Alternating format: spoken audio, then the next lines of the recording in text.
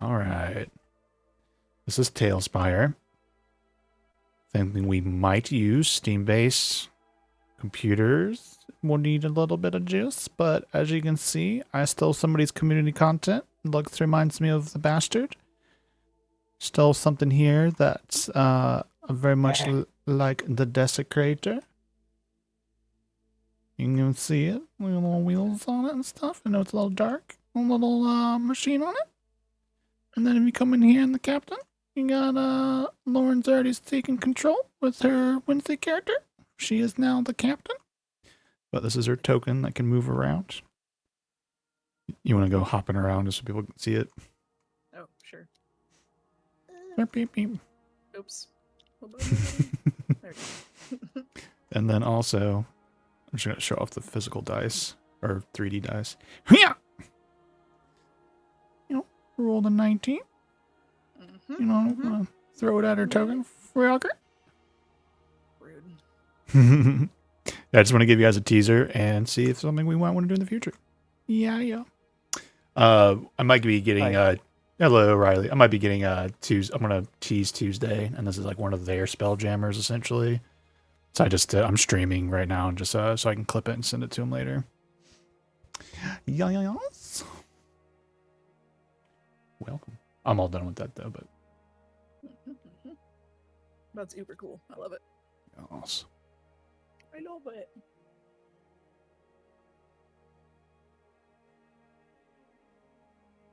Yeah, there's even for the dudes from old Monday Badgers, like there was like people have already put together like bombards and stuff, like other the classic spelljammers like you guys had. So that would have been kind of cool. Oh shit. Chaos Beast. Chaos Beast. Yeah. There's stuff I would tell you guys if that I have plans for this kind of like setup, but Lauren here, so I don't want to mention exactly what I'm thinking. I mean, it's a free country. You can say what you want. Yeah, the only thing with something like this, I don't know if I guess I could always move a giant token beast statue, but that's not like a miniature, right? So it'd be very hard to move that around. I'd be surprised if you could find a dick butt miniature. There is community content, right? Let's find out. The dick butt. No. I don't want a butterfly. I want a dick butt. I wonder if we can go into one of those. That'd be so funny though if we were doing this, because I think Kevin was poking around like you can technically do like AI generated miniatures. Will you allow a dick butt prompt into your AI generation, please?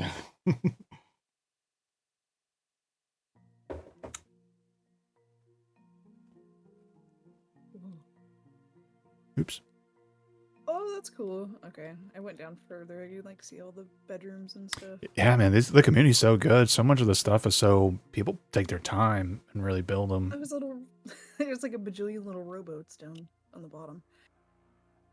I mean, I guess like no, there's a hammocks. Guess that's where old Charlie's raptors sleep. Yeah.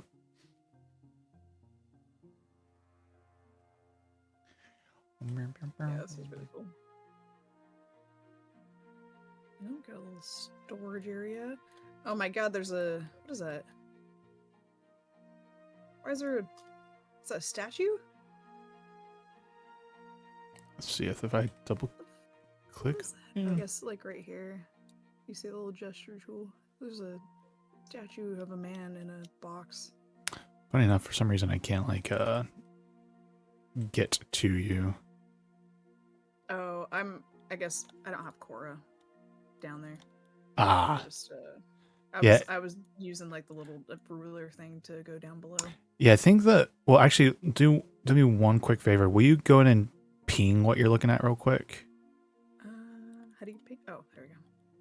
Okay, if I click that. Okay, so I was like, there's a way to go to a ping that someone's using, but you have to be off screen. So go ahead and do the ping again for me. Did you just do it? Yeah, just do a normal. Yeah, ping. Or no, no, just ping again where you were. Oh, yeah. I pinged. Yeah, so ironically, I guess you kind of see through it. Yeah, but if someone pings off screen, you can then like click on a little icon and it'll just take you over to it. I could see it through the ship though, which was good. Yeah, it looks like somebody stashed a body in there. Oh yeah. Oh yeah, there's a body in a box. Yeah, it's funny. It almost looks like a statue because there's like stuff in there, like hay. I think there's like green stuff on it, maybe like moss or something. Might be an old statue. I don't know. Someone might just do what I like to do, and I like to drop like random little Easter eggs. Like one of my favorites will always be you guys were at the Manthar estate way back, and like you were fighting a red dragon before like the big giant multiverse stuff. And I put in the map like a skeleton in our gardens. Like, why the fuck is there a hidden skeleton? Oh my god! Look at the bathrooms. Look at. They're just. That's legit. Those are way too familiar. You're just like crapping with 3 of your buddies in there. One of them is showering. Sounds like your microphone's doing that static thing again, Justin. Oh, really? For a second, like right now, you sound perfectly fine, but for a second, it was a little staticky.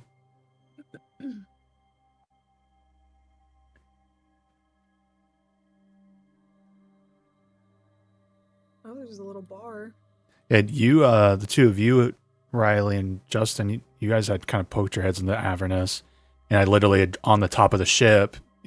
Those are two like essentially infernal war machines that somebody had made, and I dropped them onto the ship. Those are the ones that they've been using on Tuesday. Yeah, we had a hell of a time in Avernus last night. They took on. Like we're gonna die. They fought. Let's see. You guys fought an ancient red dragon, then a hellfire engine, and then a giant fucking robot inside of that. Tons of bone devils, and then Zariel. And a OP Freedy. Like it was just one after the other after the other. Motherfuckers are hard to hurt. What was this again? Wreckier. Yeah, the Freedy with a lot of really good magic items. Yeah. Yeah, that was a lot. As soon as like Zariel like was like on the vehicle, I was like, we're so fucked. We're dead. Dude, her stats are nasty. Every one of her stats is over 20 and over 25. So that one round on her where she was hitting Zariel? Zariel, yeah. That one round where she was hitting Hiromi, if Hiromi didn't have all those resistances, it was like 128 like points of damage. Yeah. Yeah, Zariel at a CR 26 is one of the highest CRs, but then her stat block, every single one of them was over. I'm pretty sure everyone was over 25. Yeah. And I think the there's a couple different versions of her in the encounter builder, but the Descent one and her and another one all are the same. There's one that's kind of a weird remake of it. They actually kind of nerfed her a little bit with her HP in one of them. But with you guys, I actually bumped her HP. You guys are so wild with how much DPS you do. She was like what, over 400 or something like that. She had over 750 HP. You guys went through all of it. God damn. Yeah. Okay, that's why I was taking forever. And then she got eaten. It's just, Oh, Kevin's here. Hello. Hello. I have one now for you guys as a campaign. Let's see here. Board players summon.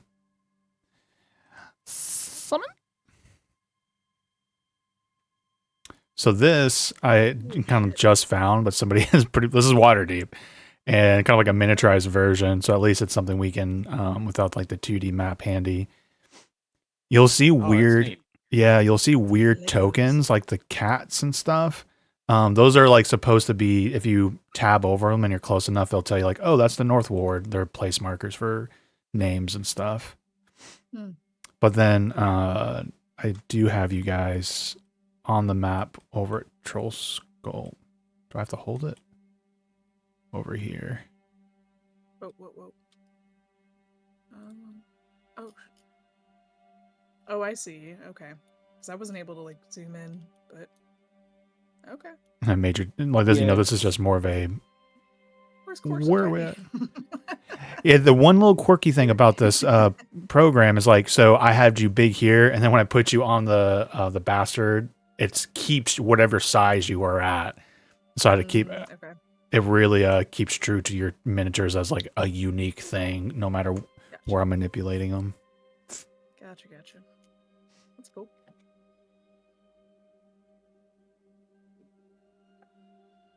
Yeah, I'm gonna try and see if I can figure out a way to like superimpose lettering, even if I have to like Lego brick them out of like, here's this ward, here's that ward. But they did a good job, man. Like, They did a very thorough. There's like, there's a statue mentioned here, so I'm gonna put a token here and put the name of the statue. you know what's funny is like when you lift your token and move it and drop it, it like shakes the earth. Boom. It does. Look at. Oh, so the base game goes up to. I need to do an experiment with you guys. Goes to 4/6 size, but I did a mod that will let me go even bigger. So, bam. Is Hillshire big as like a Godzilla right now on your screen? Wait, is this Godzilla? Where's Godzilla? Trust me, I think you would know. Oh. So- I seem normal size. Yeah. Your normal size. I'm gonna do a Yeah, print he'll screen show of you us guys. normal. See what I. Okay, so mods. It sounds like if I need mods to work, it looks like it needs to be on both sides. Like you guys would have to install. I'm not saying we're gonna do that, but it's good to know. Yeah, this is what it looks like on my screen.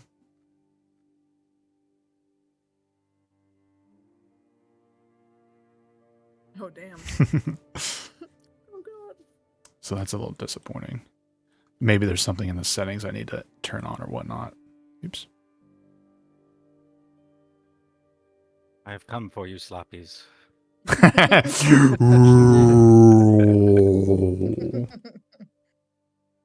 All right. Have I heard Kevin's voice yet? I saw you sneak in, but I don't think I heard your Yeah. voice. Yeah, I'm here. Sweet. All right. Yeah, we're already live because I did a little clip for my Tuesday folks because I wanted to show them some stuff later. So anybody got any questions? I'm going to drop you guys back into Yawning Portal and start the recap. Oh, you guys are going to be freaking huge in the Yawning Portal. I wonder if it's going to break it. Let's find out. Boom, boom, boom. Oops. Not Yawning Portal. I'm going to say Troll Skull.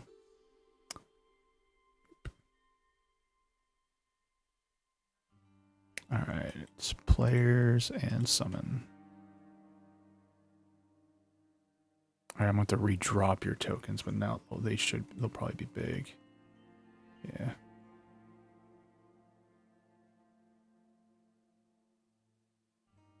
Not that big.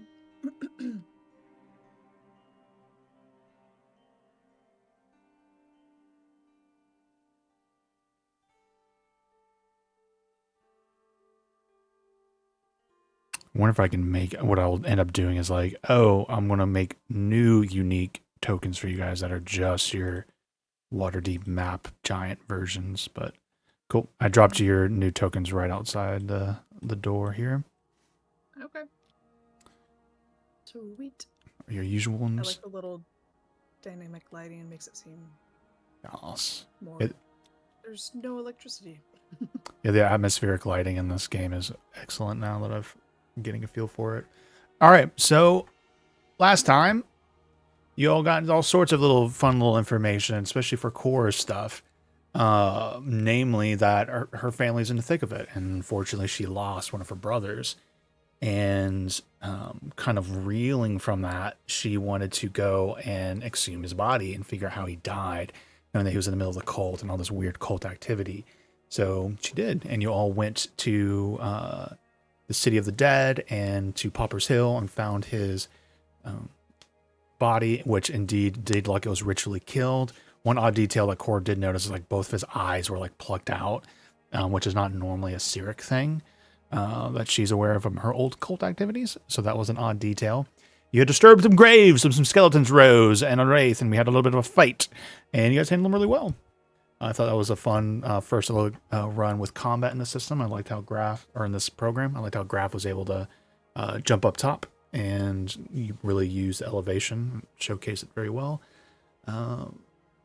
After that, you guys came back to here, and Volo showed up with Renar. Volo wanted to share his news about the article he wrote, and you had already read it, and you have pressured him into making a exclusivity deal, using him against Gaxley, Ruddercunt, as he likes to call him. And he has run off to go arrange a official contract with you all. 25% being the rate for exclusivity to all of your stories. And Renard then talked to all of you, essentially, did let Cora know some specific information, like a weird thing about one body occultist with what the freaking A did. There was something carved into his body. He shared it with you. I'll hail the Undying. Hail the Undying. And then share with the rest of you that there's a job for the Harpers, paying really well for seemingly a simple task, which is there's some doppelgangers in the city. Bonnie, that you've all met at the Yawning Portal, being a doppelganger apparently, and another member of this Matrimerrick had mentioned to the rest of the Harpers, like, hey, they might be a good fit for our organization. So they want an outside opinion, and they've hired you to talk to her and collect together all the other doppelgangers and get kind of a read on them as a outsider's opinion on if they would be a good fit for the Harpers. You all agreed to it. You're still waiting on Volo to return. I guess it's daytime right now, right? It's morning. So let me change my atmospheric settings. Boop boop. Meow.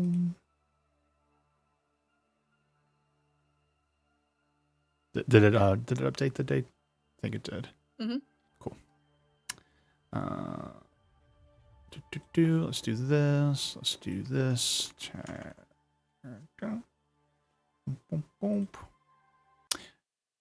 Yeah, and so it's so what I have for you guys is today is technically at 8th Evening Bell is the meeting with Daxley this day. You haven't currently have heard any sort of information back from the captain, though Cora had written in a letter for a response or set up a meeting. Am I forgetting anything that you guys have on your plate that you were thinking about doing that day? For the Harper's mission, was it mentioned something about like Bonnie, like the waitress at the Yawning Portal? Yeah, Portal, right? he has pretty much straight up told you that she is a doppelganger. Okay. Yep. Sweet. I think that's it. Yeah, I don't have anything else. Yeah, we kind of left with you all still like speaking to Renar, I believe. So he will have his departure, and he's like, just tell Vela if you see him that we'll get late at the Yawning Portal perhaps this evening. Good day to you all. Let me know if you have any questions. Feel free to write.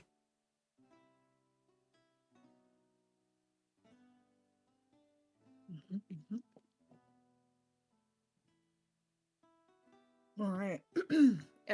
What time of the day is this again? Like midday? I think it's kind of morning. Volo kind of showed up early. Mm-hmm. Okay, that's right.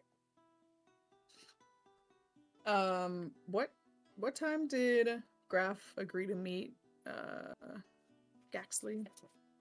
8 p.m. essentially. 8th evening bell.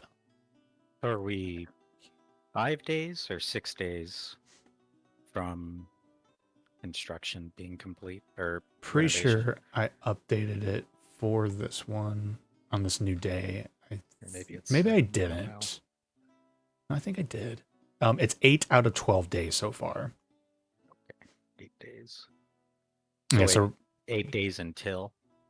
8 out of 12 days, 4 more days until you're. Oh, okay. Yep. 4 days. 4 days left.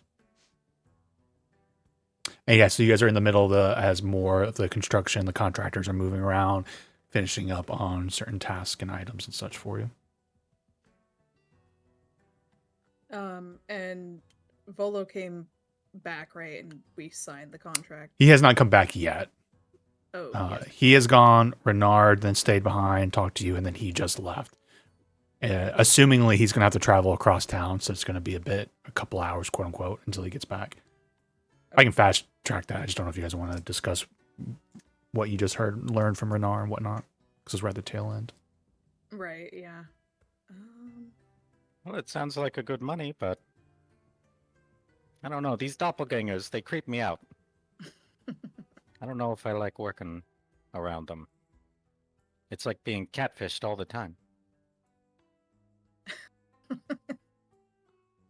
Well, how do you know which one's the real one? Well, you don't. That's why it's like being catfished all the time.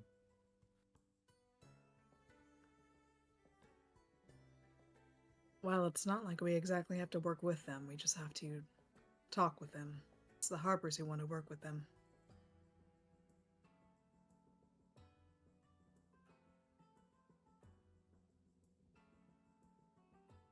Yeah, I've worked with enough two-faced cunts in my life to be able to say it don't change any details.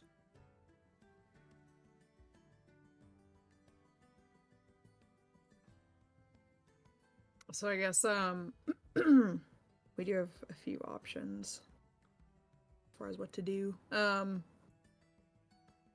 Should we like role play it? Like, is everyone in agreement that we're going to sign the contract with Volo? Give him rights. Oh yeah, I have Yeah. not given up that gold. Yeah, that's a pretty sick deal. We agreed on 25%, right? What are you going to tell Gaxley when he comes by? Yeah, that's what I was thinking. Yeah, we'll figure something out. After all, really, we're signing away uh, our adventures and the like, exclusivity. We're not signing away everything we know.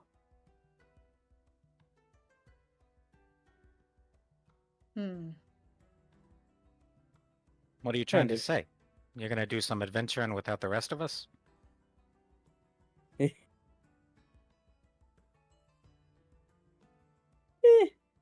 I was thinking more just that if we learn anything, it doesn't have to do with the adventure. Uh, that probably ain't gonna be bound by the contract. Like if we find, I don't know, some letter that one of the bandits was writing. Turns out he's a great writer, but he's dead now. What are we gonna do? Are we gonna leave it there to just sit and collect dust, or are we gonna sell that for a bit of spare change? If it's, a nice little short story he's been in the middle of. So you're proposing using Volo to sell our adventures too, and then Gaxley to sell information too?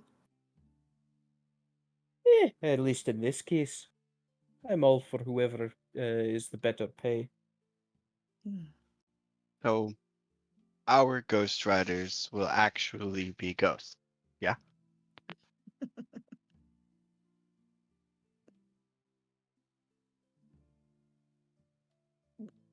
Are you talking about Leaf? Yeah, you mean the elf inside? Leaf? Well, if they're dead. Oh. I might Oh, have yeah. misunderstood what you were saying. The bandits. If we find any that are good writers after we kill them. Yeah, that's what I was saying. I'm not gonna lie. I was with Cora and Hillshire, thinking you were talking about Leaf. Well, Leaf would be a good option as well. But you can't really have a Ghost Rider problem if they're all ghosts. Are are we doing the writing? I'm confused. I'm not that great of a writer. No. I don't think any of us are. Point is, if we find stuff that's not part of our adventure, if we find a letter or something for describing a great adventure that isn't ours, well, if the owner's already dead, then we might as well sell it as our own. Just not our own adventure. Sorry, can't focus while my character's flying around. There you go. Nice. You mean we try to tell the stories of dead people we come across? Now I'm confused. When did ghosts become part of the topic? I'm confused as well. Oh, we're in cutscene mode. Oh, never mind. Well, none of this matters. What matters is what do we tell Gaxley when he gets here? That's kind of the point I'm making. We can still keep on with this ghostwriter stuff that you brought up, Hillshire. We just, you know, our adventures are signed away to Volo. Everything else that we might find that's interesting might be able to go to Gaxley or Volo, depending on who pays better. Well, I feel like we already learned who pays better. And by the way, that ghostwriter stuff is bullshit. I hope you know. I mean, I was just busting Volo's balls. But with Gaxley, I thought we were going to make a good deal. But now we have a better deal.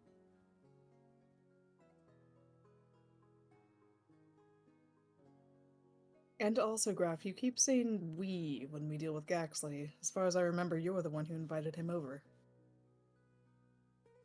Aye, yeah. Yeah, I know. You don't have to tell me twice that I was the one to invite him. I was there, you know. What I suggest is we read the contract of what Volo wrote up for us, and within the bounds that he gets rights to our adventures, I can agree to that. If it says nothing about selling the information that we come across, perhaps we can bargain with Gaxley or Volo to see which one sells better. But if in the contract it does say that Volo's entitled to anything that we discover on our adventures, that's a different story.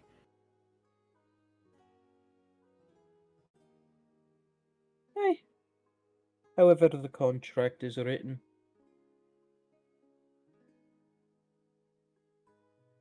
Is anyone here good at reading the fine details? What skill would that be? Would it be I just don't like know. Like intelligence, gen- maybe.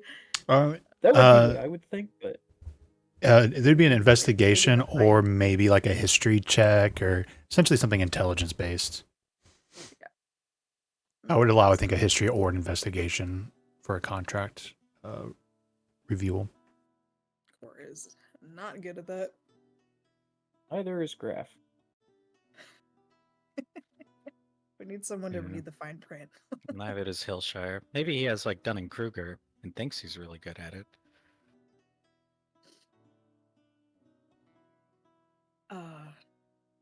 Zaba?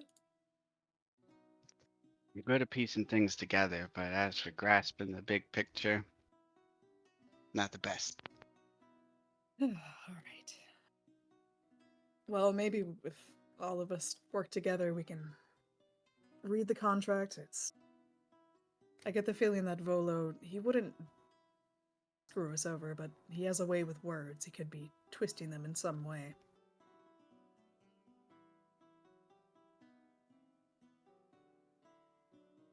But regardless, the meeting with Gaxley tonight, I guess we can just butter him up and with food and drink, and he's going to expect us to tell him who this non-existent Ghost Rider is. He's going to expect us to try and make a deal about it. And of course, if we can't come to an agreement, well, yeah, free dinner, some nice, nice wine, and a decent night out. Probably good for him. Just to keep him talking. All right. Well, I'd say that you're in charge of this meeting.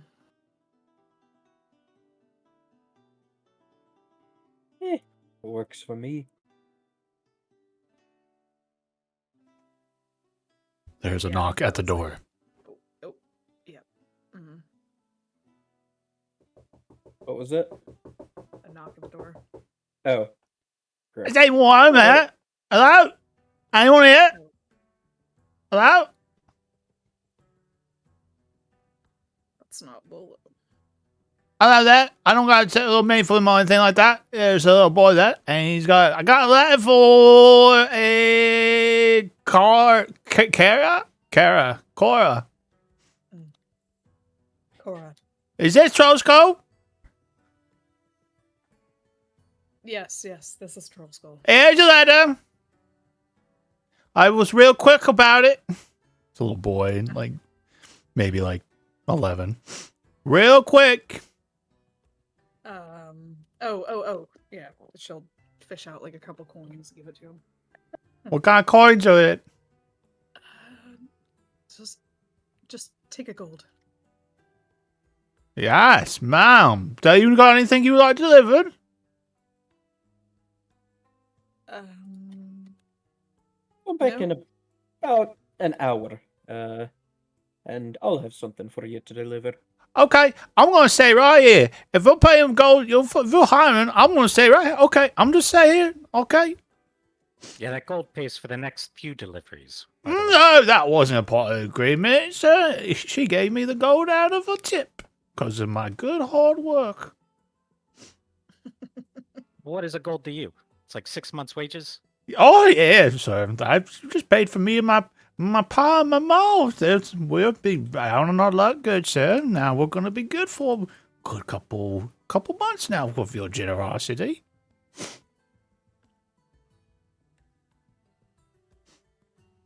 Right. I'll just stay outside. You just let me know if you need nothing. Good sirs and lady. All right. Cora comes back in. Should I have not given him the gold?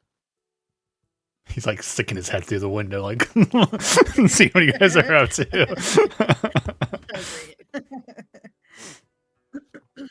I mean, you pretty much just paid for everything that he will need for the next 2 or 3 months at least. Probably 6, like Hillshire said. Oh. I'm not very good with money. Yeah, it's not good for the kid. Oh. Misery builds character. He needs to be poor.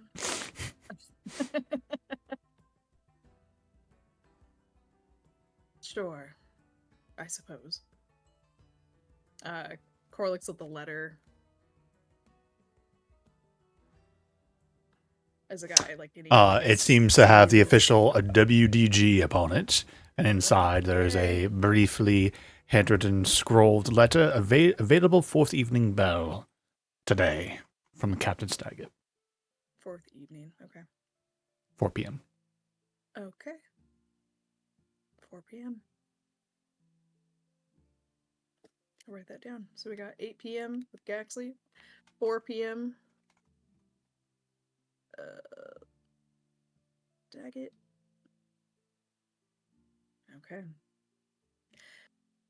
Well, we have until 4 p.m. to go and relay the information to the captain. We have 8 p.m. with Gaxley. And we're still waiting on Volo with the contract. And we need to decide what food we're going to have if we're going to have Gaxley over. I am leaving that up to you, or Graf. Figured we just have cannolis, no? Yeah, I was like, didn't Cannolis Can't aren't have for cannolis dinner. for everything. It's a dessert. Graf promised cannolis, right? To Gaxley? Eh, I think he did. What's a said it. cannoli? Oh. You said you'd wait outside. Yeah, I actually have a token for me speaking through the window at you guys. Right. Any of us good with cook's tools? Good in the kitchen? Good in the kitchen. I'm gonna take that mostly silence as a no. Alright. I think I'll. How about this? I'll get my letter sent that I need to get sent. and then I'll head around and see if I can find a chef who can cook for us for the night. Somebody at least halfway decent. Halfway decent. We're gonna have a gold to the delivery boy, but we're gonna skimp when it comes to the food we eat. What if we get No. Haleshire's You grandparents chose to our come last over and cook? restaurant. Oh, yeah, that's true. That's Haleshire can't- does have a point. You can't choose our chef. And my Hey, I was nana the one that no was would take seconding the hours. restaurant. I wasn't the one that chose it first.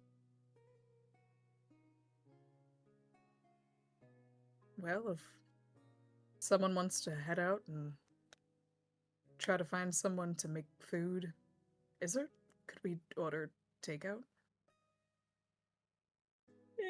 Part of the reason I wanted Gaxley over is so that he could critique the cooking, which if we get somebody who knows what they're doing in our kitchen, then it'd be a good test of what we got.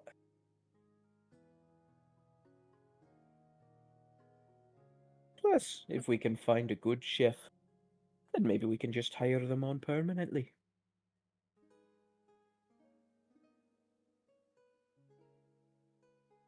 Well, I don't exactly know where any potential chefs are in the city. Eh, Gaxley likes to have a good ego boost, so if we find someone at least somewhat well known, that probably would work. Otherwise, somebody who's just good at putting on a posh accent and all that shite.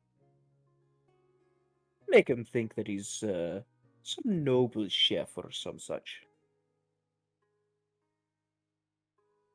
Uh-huh.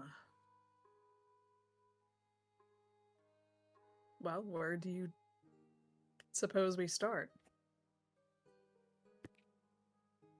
Should we just go ask around and see if anybody wants to cook? Unless one of us wants to try, at least for tonight.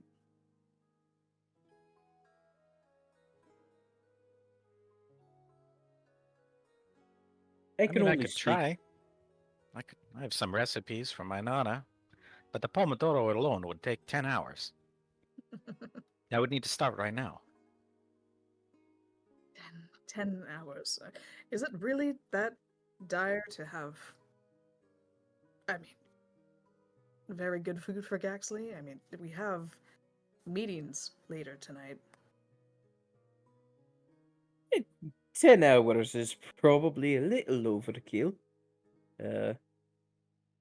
10 hours is what I'm getting for a mild, good sauce. Yeah? You can't just go easy on the tomato.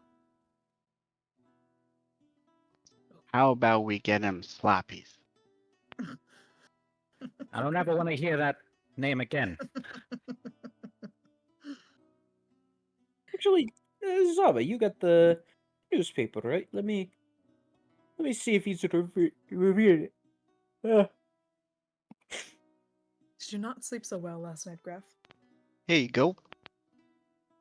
Take a nap. I wish I could. Unfortunately, I'm in the middle of something right now. I can't. I propose that we go somewhere and just bring the food back. That way we don't have to worry about hiring a chef or get someone to come in and cook for us later tonight. Is this dude hovering?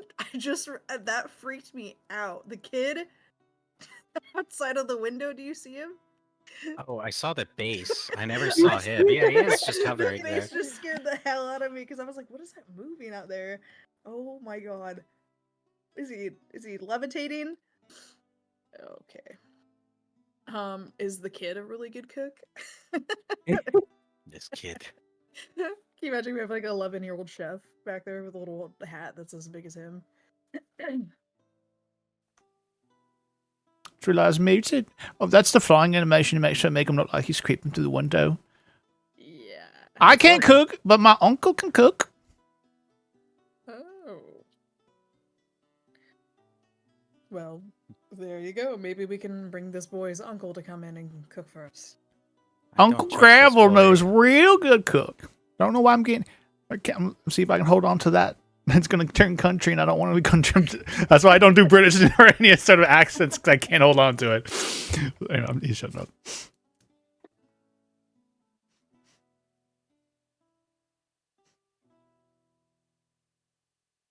I What say sort of food does your uncle cook? Good food. No, that's a wrong answer. I used to be on a ship, and I used to cook for everyone on the ship, and they would say, "Oh, Mr. Gravel's a good cook." That's my uncle. Every time we get a family gathering, there's all of us. He said he was one that does all the cooking. Yes, sir. Aye, that's a wronger answer. I've never heard a sailor with a good taste. Hey, Uncle Gravel's got a good cook. He said, "Don't you talk shit about my uncle."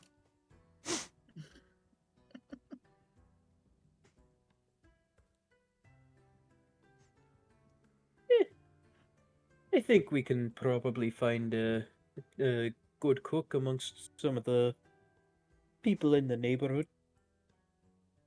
Plus, it would probably do good to get our name out there. You know, have someone spreading word of mouth. Oh, do you know that Trollskull Manor? It's opening back up, and they even hired old Jimmy down the road. Well, if we are going to be cooking food in this place, we should probably be looking for a chef now. Hey, I mean, I we can only go got 4 and days till the grand. We're going to have to go through auditions. Important. yeah. Do we want to see which one of us four can find the best chef? You know, having a decent selection is probably a good idea.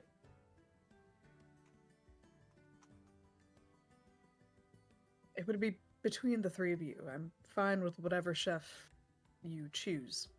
Although I would like to inquire about a bartender or a brewer.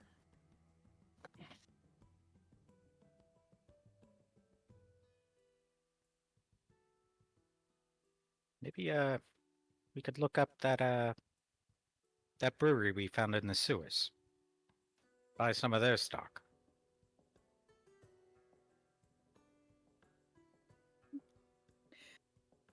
Perhaps. Are you suggesting that we just buy some of their supplies and then sell it here? Yeah, is that wrong? We would have to create some type of partnership or, shared revenue if we're going to sell their product here. Plus, I don't know where they are up top. So, unless you think it'd be normal for us to be knocking on their basement door, uh, I think they'll be a little unhappy with us. I think we should find somebody who can brew their own beer here. Or perhaps somebody who's solo who would like to sell their product behind the bar. Yeah, maybe Fala can help us. Uh, alchemists probably share some similarities with alcohol brewers. It's all putting liquids in a barrel and getting something new out on the other side. Well, if there's anywhere with really weird hours, like they close certain times of the week, we could edge them out with their own product being sold on days that they're closed.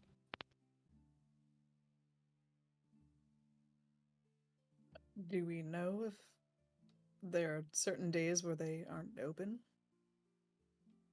It's worth looking into.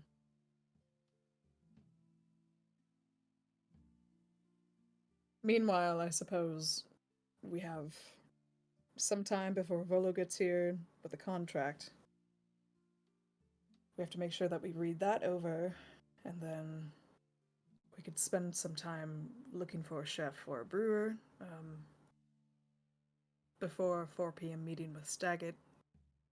I myself,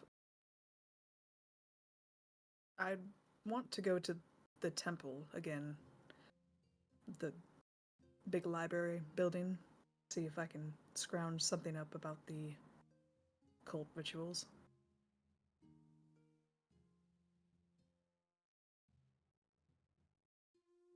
But if you three think that you can handle the contract and Volo and the chef, I can go do that now and get it over with before we have the meeting with Staggett.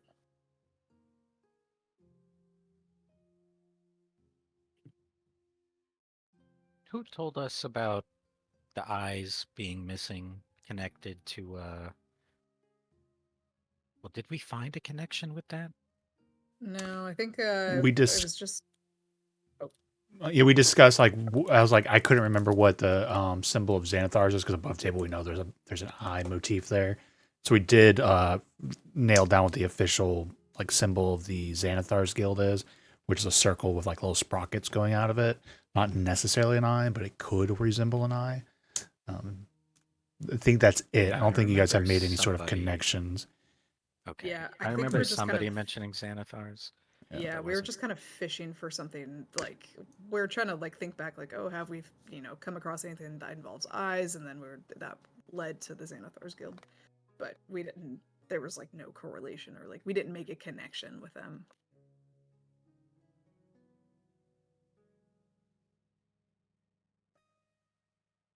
So,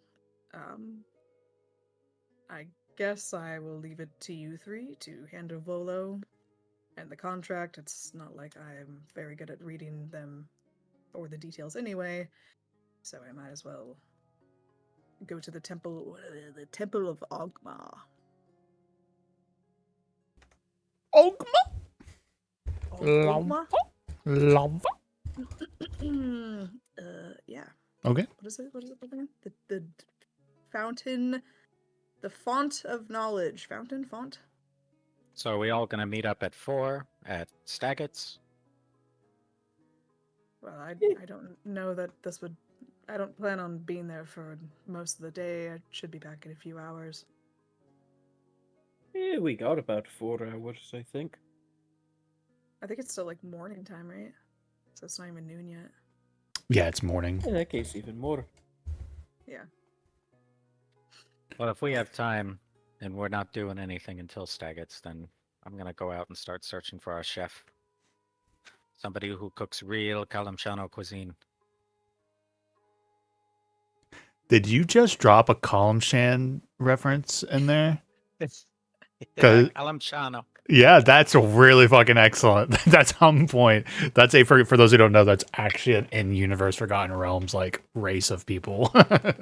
Column Shannon. It is canon. They are the Italian people now.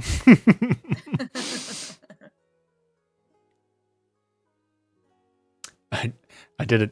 I freaking love this program. I just did a quick little Google. I was like, I wonder if anybody's done like a little temple or something. It wasn't not that important, right? Just for a little bit of RP. But Candlekeep popped up. I was like, I want to go to Candlekeep. Oh shit. I'm Yeah. gonna download that for myself. Oh, that's cool. That's cool. All right. Okay. So you're heading off to the Temple of Alkma. Mm-hmm.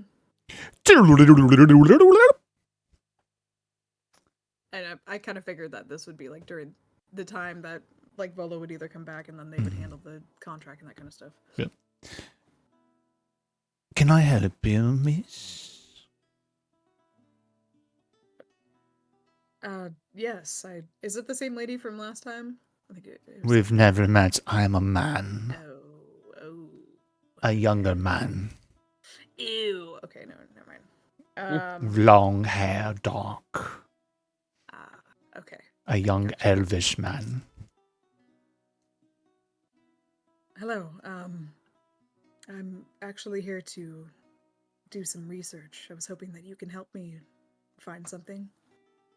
And have you made your donation to the temple? All charity is appreciated. Donation. Did you have to make a donation last time? It's suggested donation. Oh, suggested. Can I do an inside check to see if like there is actually like a donation, or is he just Roll an inside check. Okay. I don't like to be swindled. I am a swindler. That's 19. 19.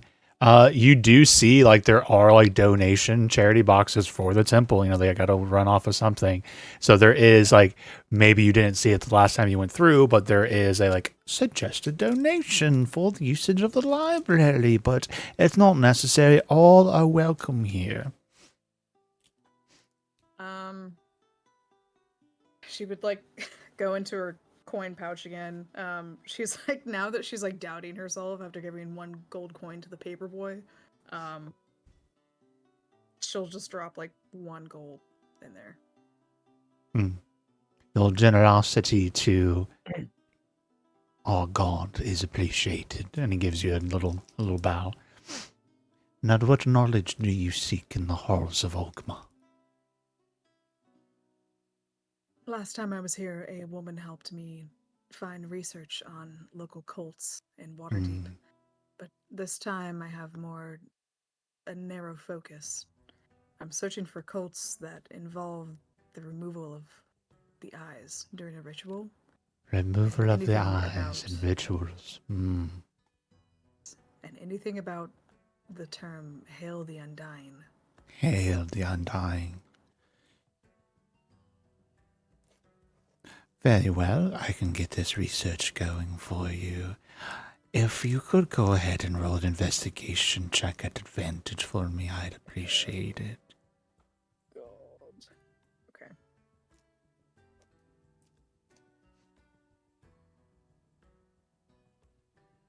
Uh, 17. So he comes back a little bit later, I'd say a good solid hour. He has lots of books about cultists with eyes. I, as Nate, don't have a lot of like, look at this one, look at blah, blah, blah, blah, blah, blah. But with a 17, like you dig through it, and like there's a lot of references to eyes being removed. You don't find anything that feels correct for what you're looking for. So with the 17, you found a lot of information. What you're confident is you don't think any of that is the solution to what you're inquiring about. And he does also mention, unfortunately, Hail the Undying as a motto for anything specific has not come up with any sort of references in the libraries. Lots of references to undead and dying gods and such. And here's some terms specifically about deities of that sort. But as far as I can tell, none of those have that as a specific motto.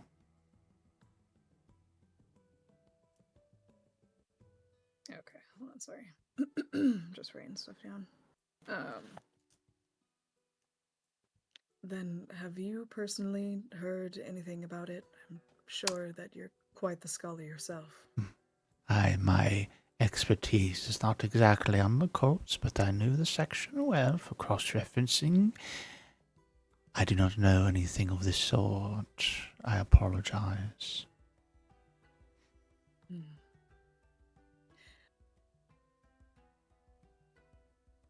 Very well. Thank you for your time. Thank you for your donation. I apologize that Ogmar is not helping you with information. If in the future you find that knowledge, we would appreciate any donations of that sort to our temple. Keep that in mind.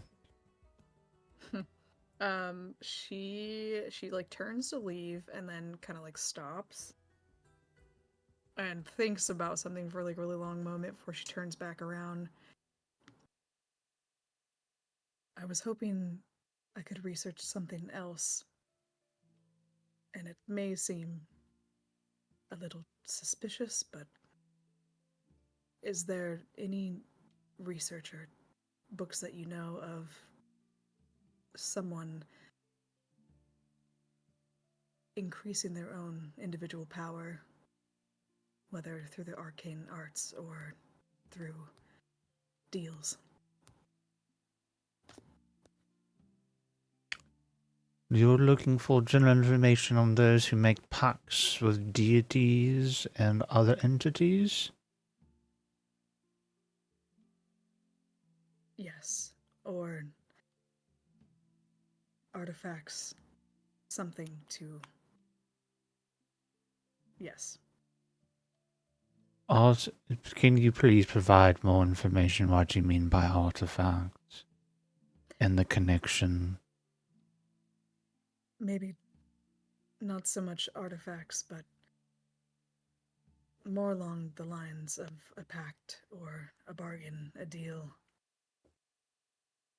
Deals with the devil, those many deals of the dog gods, clerics, that's some of the famous Force Grey members, paladins, warlocks, witches. There's many different kind of deals and pacts. Do you have a deity or entity in mind? Is there anything that you know of, hypothetically, that a paladin can do? Not with typical gods, or not to a single god, but she seems like she doesn't really know quite what she's asking for. She doesn't since like she's a paladin who doesn't worship like a god. She's made vows to herself. She doesn't really want to inquire about like this having herself serve under like an individual. I'm rolling an insight check against your Okay. stammering. Great. I rolled a natural 2, so I don't understand that it's about you. Okay. Okay. I understand that warlocks make pacts with single entities or something of that nature. I'm looking for something along the lines of, I don't know. I guess just point me in the direction of. I apologize, ma'am. I haven't got your name yet, but you're asking for a very broad subject. Entities granting powers, a vast amount of knowledge. I can point you in a section that we have on gods and deities and notable clerics and the such. Individuals who have rose in power in such ways. They are well chronicled. Yes, thank you. Right this way.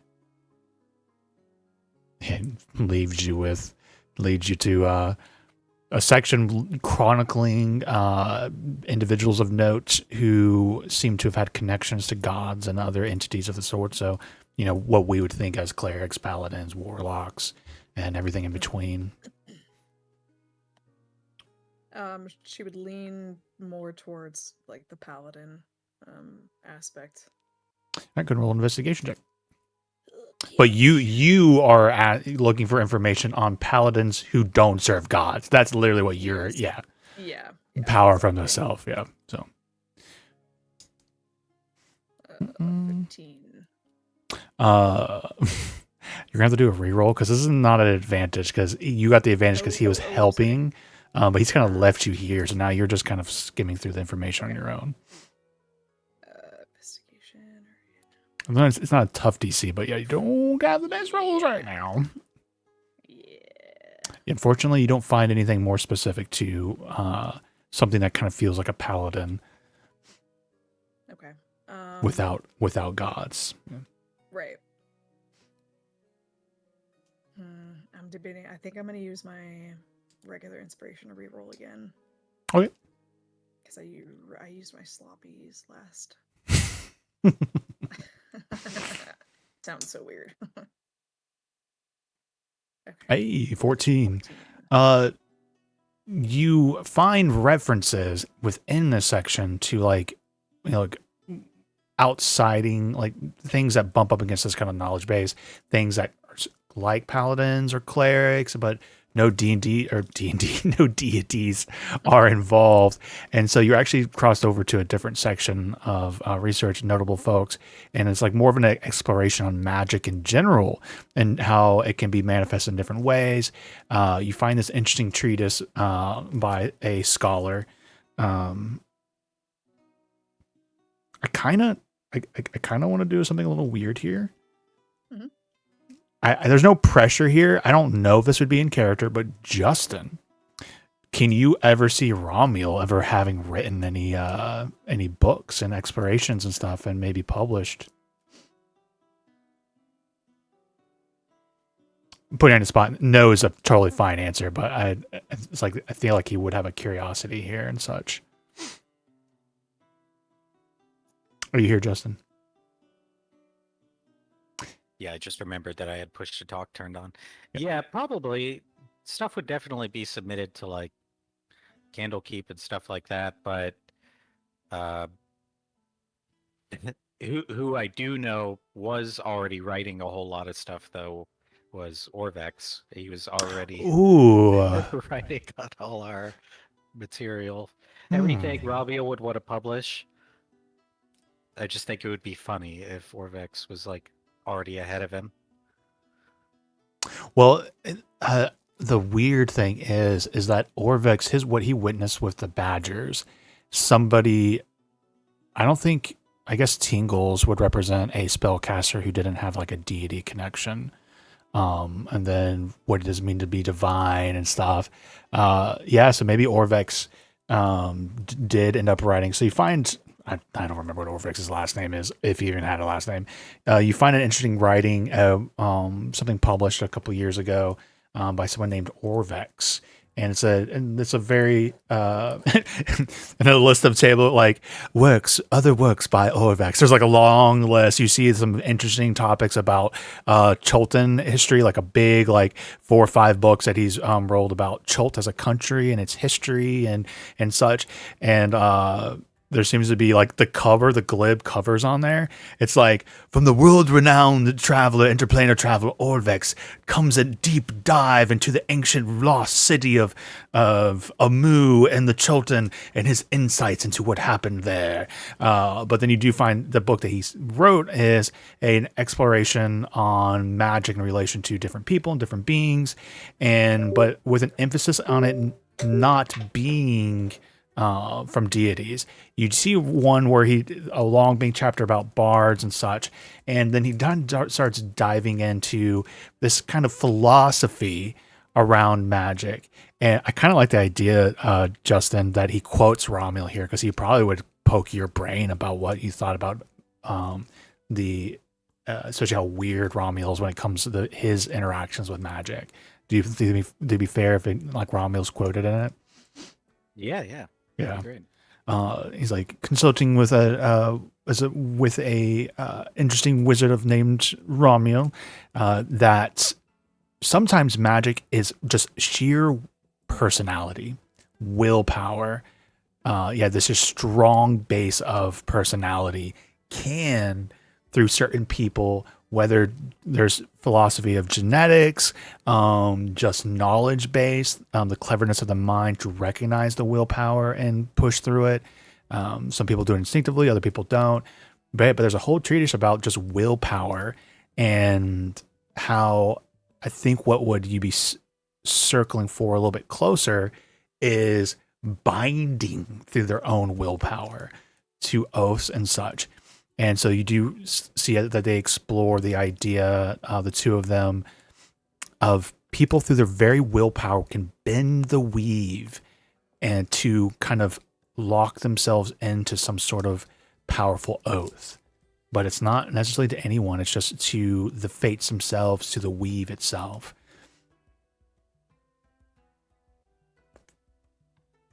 Okay.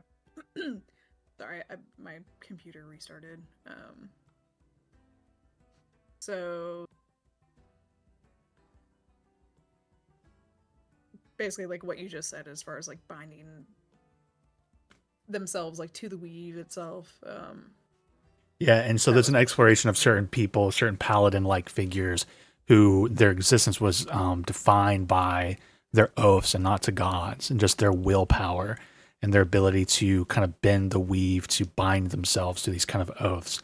And that it was such a strong oath that sometimes going against it would even have negative repercussions on those paladins. Okay. Interesting. All right. Is it possible for her to like check this book out or buy it? You can find this copy of this in the gift shop. the official bookstore for the temple. This is a more popular release. We have many copies of Orvex's books. Oh, It's been a hit. well, very well. Thank you. There's 5 coppers for a copy of this treatise on books of Orvex. Okay, sweet. Also my Tailspire is like not working. It keeps crashing with Unity, so I Huh. might just have to veto Tailspire or like restart my computer again. Hmm. But I'm I got wondering my if it's because I have that mod thing on, if that's like fucking with anything. I'm gonna restart mine actually. Just 1 second. Since we're not even, the mods don't work, I'm booting it through a different program, so I kind of want to just see if that helps at all. It's a quick experiment. Anything else you wanted to do? No, that's it. Okay. Volo's there. Okay, I made it. All right, I have the contract here. Hello. Hey there, this is boy. No, I have a meeting with them. No. Shoo! Shoo! Do you know this young man?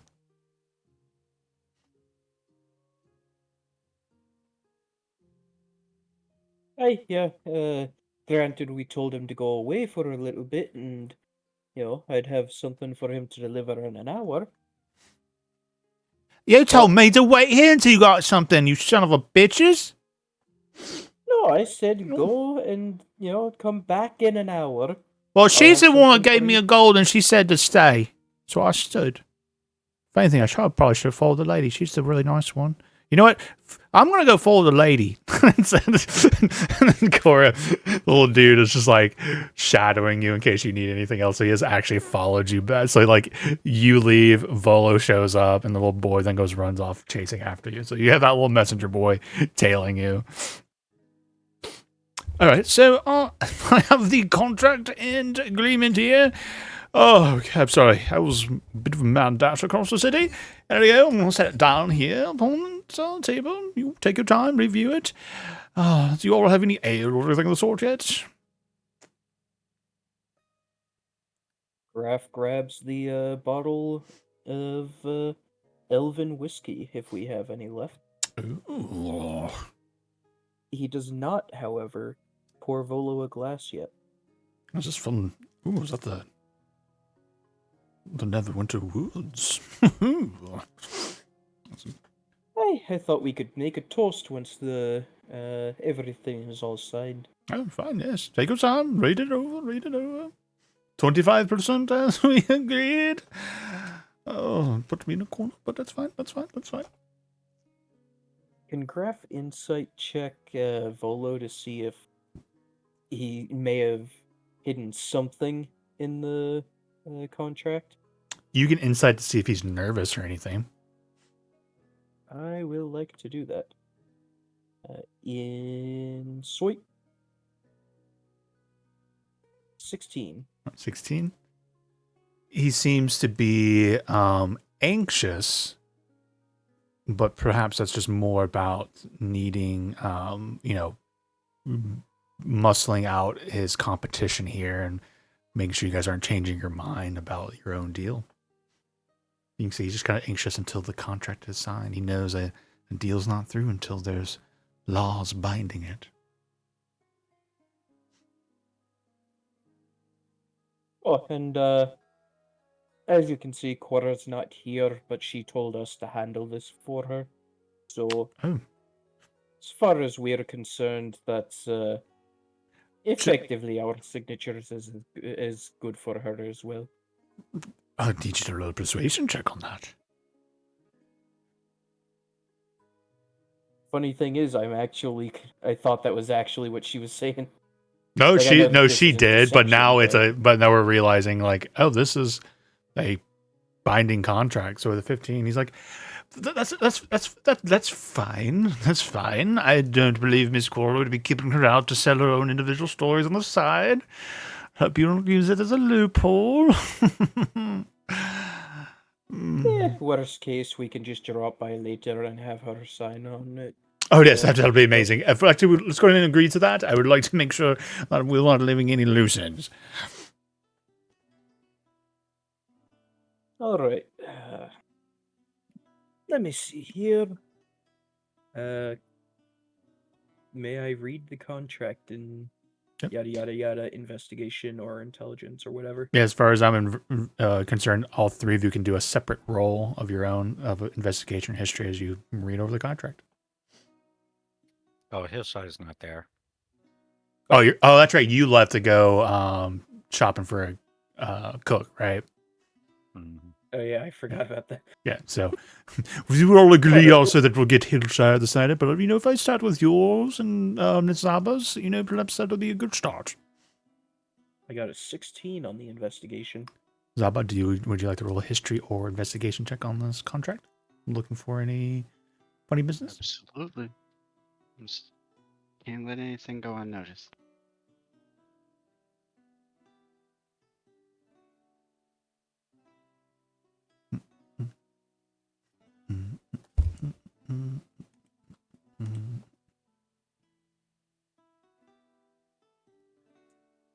All right. So Zaba, as best you can tell, seems pretty straightforward. 16 with the graph seems to be pretty straightforward.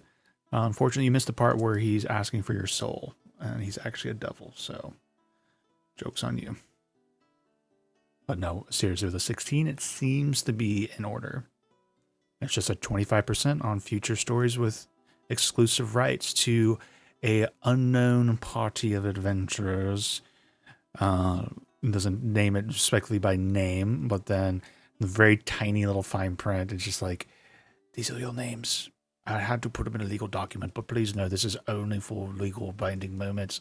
So as soon as you are playing me right, I won't have to pull it out. I'm not trying to use it as a threat, but legal binding is legal binding, so I do need your true names on here.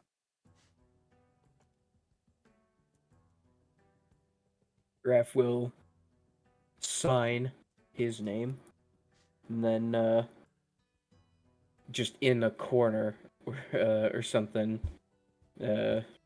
write IOU one signature hyphen Cora hyphen Hillshire. And Miss Saba?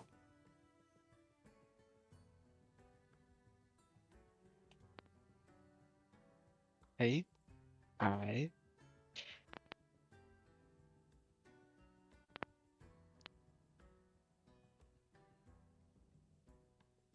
I'm sorry, did you say you sign? I heard I, and then I didn't hear anything after that. Yeah, I was saying I'm signing. Okay, inform. All right, excellent. All right. How about this? I will leave this with you all and have Miss Cora and Mr. Hillshire sign it and send it to my offices at the Gazette. How's that sound? Hey, that works for us. And I'll try not to pester you for any stories, but I assume you'll keep me in the loop if anything interesting happens, or as the shelves of the world and greater.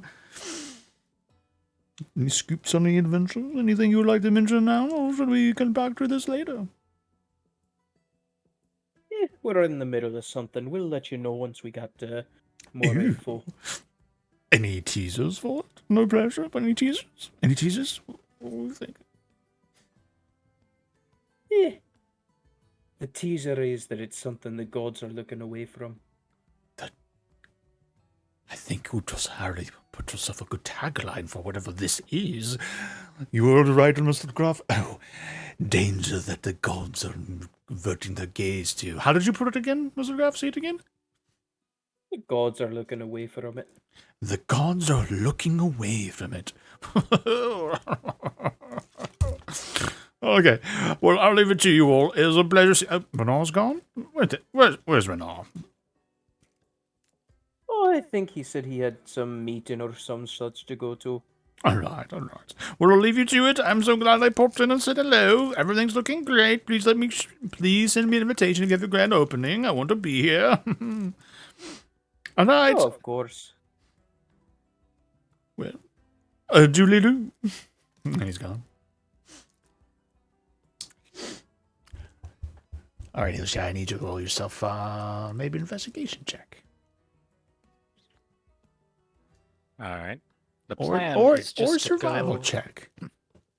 Go ahead. Yeah. Well, the plan is to go to a lot of restaurants and just buy a lot of Their sauce, their Let's try. pasta, and their meatballs. And we're gonna feed Gaxley with whatever's the best out of that.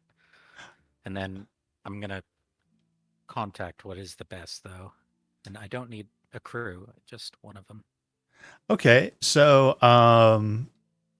so I think if you want it simple, I would say either investigation or survival. But also, I can imagine us doing like a cooking utensils check.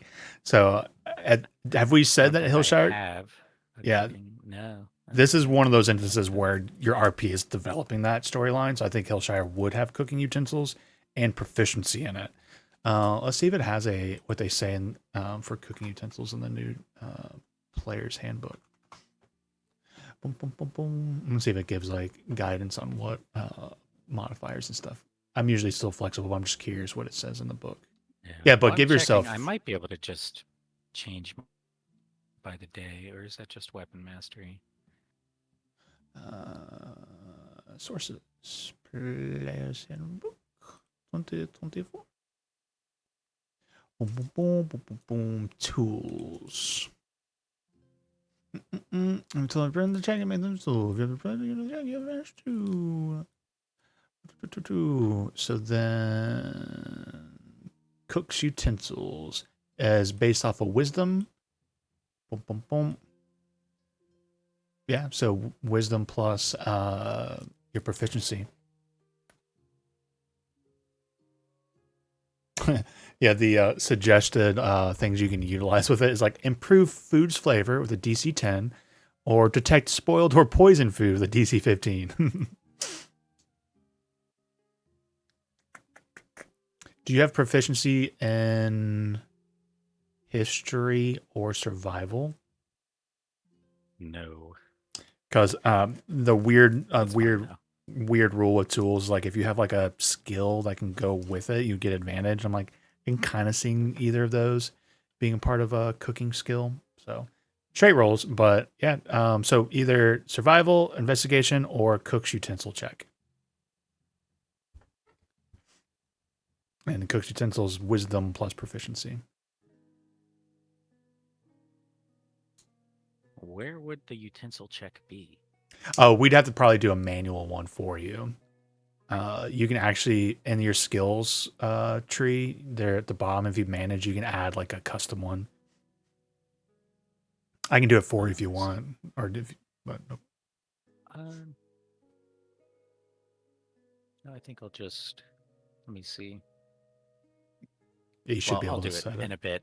Yeah. For now, I'll just do the roll. So what is it? A D20 wisdom. It's going to be +0 plus proficiency, so plus.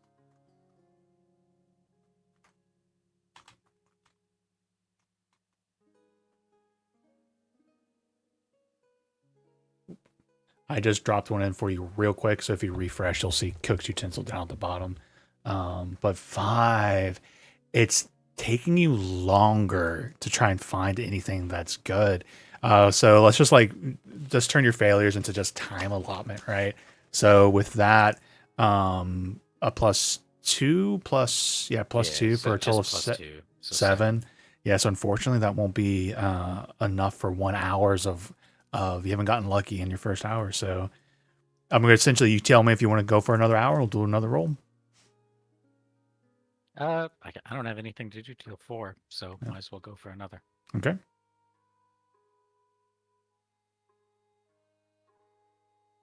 When I do survival, it opens up in Tailspire. So 16. 16. So I think you would have to travel down to like the market ward, like the southern end of the city. I believe in the lore, that's kind of where a lot of out of towners are, or displaced folks, immigrants, and whatnot. So you find yourself a good Calamishan restaurant, and you're like, all right, I'll give this one a shot. And early indications here are that the sauce comes out good. Yeah, it's like it seems to be holding up to your standards. It's just called Little Cali. Name the restaurant. Little Cali. Well, that would stick out to me. That's where I'm from. Yeah, you can, I don't know how much you want to RP it out, but like you have sat down in Little Cali, tried the food, and it seems to be holding up to your standard. It seems to be really good sauce. Yeah, now the food in actual Little Cali is shit.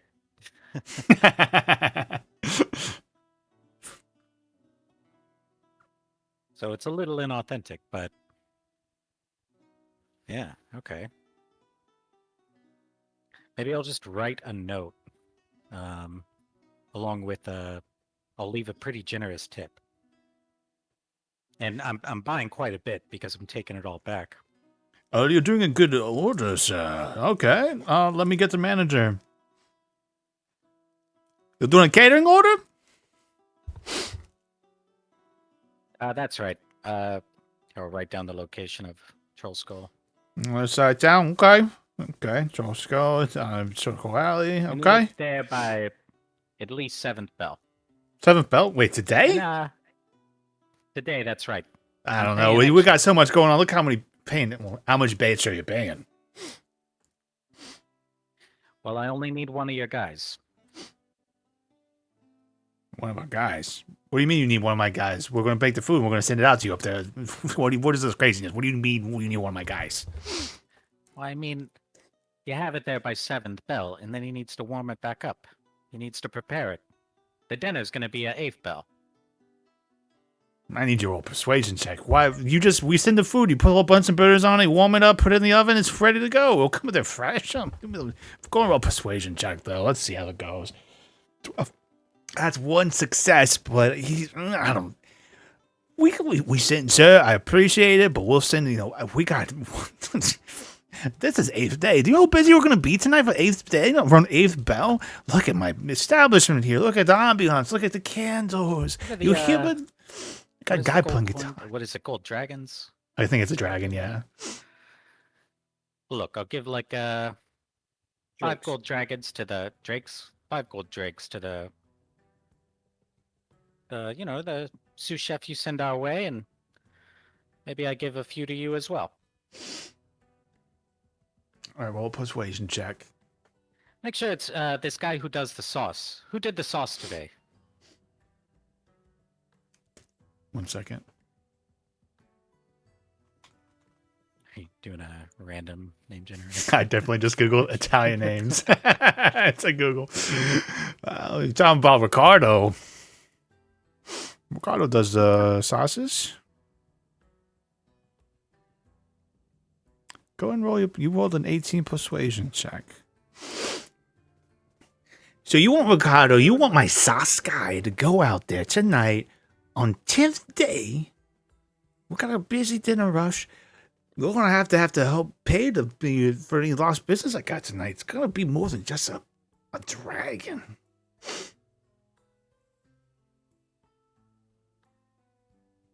Well, look, I already said 5 drakes to him. And, Whoa, no. maybe- He'll get his money. Ricardo will get his money. Ricky, he's good. I'm talking about my lost business. You're taking one of my employees. You know what I'm saying? It's just gonna be a few hours. During my most busiest lunch rush or dinner rush. What do you want from me? You'll take it. I can't just let my employees walk out when another person how comes in about, here. That is business. So if you pay, he goes. Well, look, he's gonna have to go anyways for the catering service. You said What- so yourself. We usually just deliver it. I've got boys to deliver the food. You're being so picky. Sounds like you need a chef over there to show you how to warm up food. Are you even Callie? You don't even look like you're Callie. Just have You it can't so even warm tasty. up your How own dare food. You say that to me. You come to my restaurant asking for my cook for dinner rush, my sauce guy. It's gonna cost. That's all I'm saying. Tell him that if he doesn't bring someone back, the people who are going to warm it up back at the troll skull are going to break the spaghetti in half. I would never say that. I'm Not not even gonna just- be so low.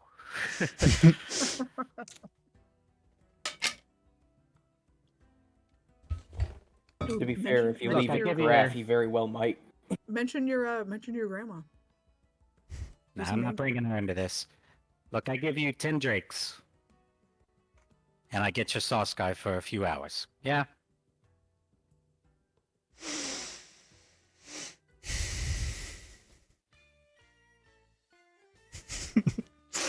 Sorry.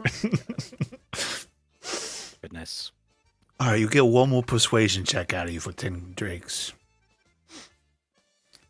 Above table, before we go too far with it, I'm like, it literally is dragons, not to correct us on it, but that's why it's called Dragonized. Maybe Drake's is a nickname, but the people at Waterdeep would call them dragons. Okay, because I Oh, is it a remember, like, persuasion? I could be remember misremembering, but one of dragons our early is. Yeah. sessions. They were referred to as drakes. I probably said it as a. 20, You dirty see them as 20. a nickname. Ricky, get out of here! I'm gonna give you a chance here if you want to tell me what Ricardo Ricky looks like. Maybe race or whatever. Like you can go wherever you want with it if you're up for it.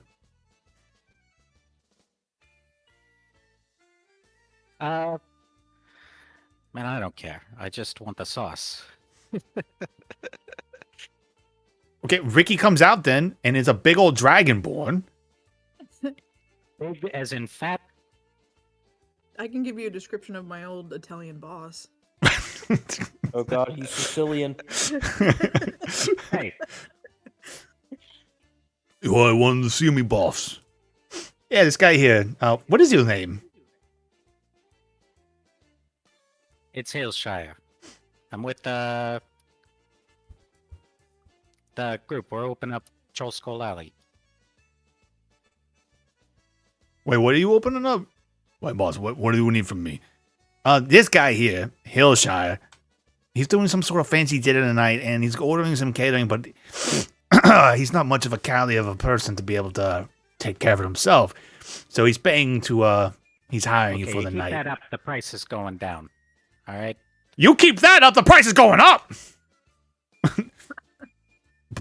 What are you talking about? Tonight we've got some work to do. Like, I thought we have dinner, and I got the sauce going right now, and it's just right. No. Tonight, you're going with this guy. He's going to pay you. He's going to pay me. You're going to do a little extra little business for him. Do whatever. Warm up his food for him for whatever dinner he's going to. All right. If that's what you want, boss. All right. Do I need to cook you the food, or am I just taking it? We'll take his order down. We'll all put it together, and then we're going to send it out there to him, okay? All right. What do you want? For the order? Yeah, what do you want for the order? Yes. I don't know. How long would it take you to make a ragu bolognese or something? I mean, we've got the base score going all day, don't we, Ricky? Oh yeah, I've been working on it all day. Maybe what am I the one that's putting this together, or should we still let Leo, do the big thing? No. How about this? Okay, Ricky, cook this man some food, take it over to him, make sure it gets delivered out to him pretty good, and then get back to work. All right, it'll take me about 2 hours. Get together, finish it up, get the pastas going, get it simmering. But if you give me more time, I can let it set a little bit. Pretty good. Pretty good. Get a vongole. Get a vongole.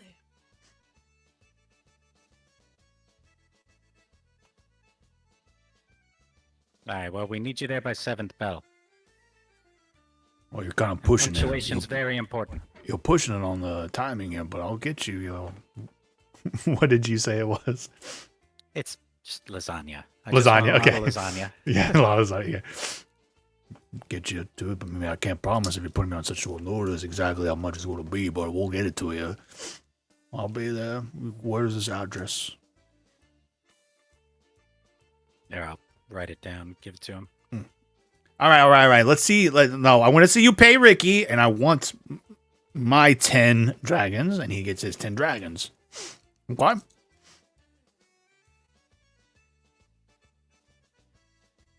All right. Well, it was 5 dragons to Ricky. No, you're taking There's my 10 employee. dragons. No, it's 10 dragons to me, 10 dragons to Ricky. All right, that's fine. I think you're robbing me here, but I'll pay it up. Like, Ricky was going back into the kitchen. He stops and he just turns. He's like, "You're paying me 10 dragons to do this?"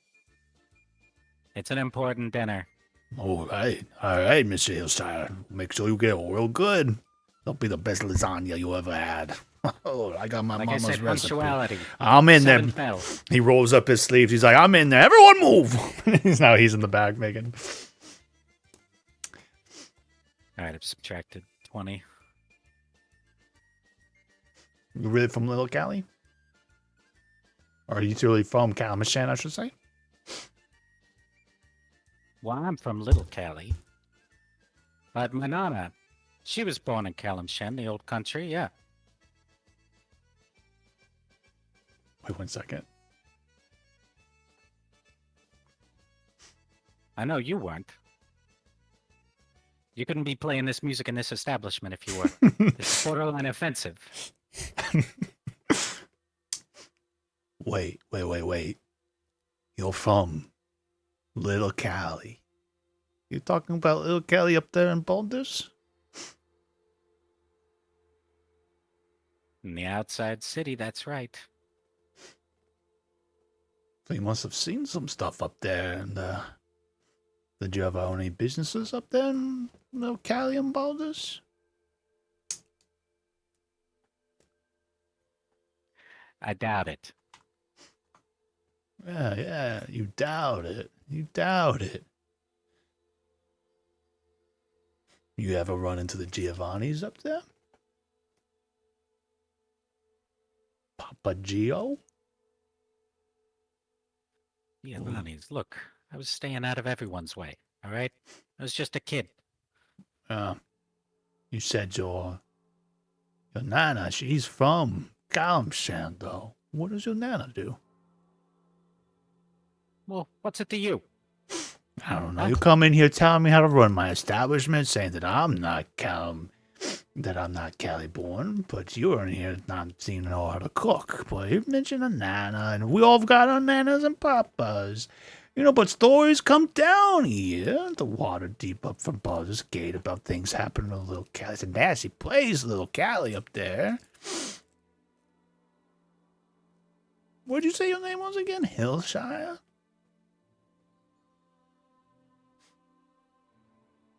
And where are you going with this, pal? I don't know. It's Am just. I gonna get the sauce guy or not? Oh, you got Ricky. Just maybe I don't like how you come into my establishment and speak about my choice of music. Antonio over there, he is from Little Cali too. He knows the music. We play to the locals. But you know how it is. We keep the real stuff for ourselves. Okay? All right, Hillshire. From Little Cali and Baldur's Gate, who has a nana and papa, who seems to not know how to cook. Hey, look, I'm not telling you how to cook. I'm saying I want more of your food. Yeah. I don't understand where this attitude's coming from. Come from nowhere. Nowhere.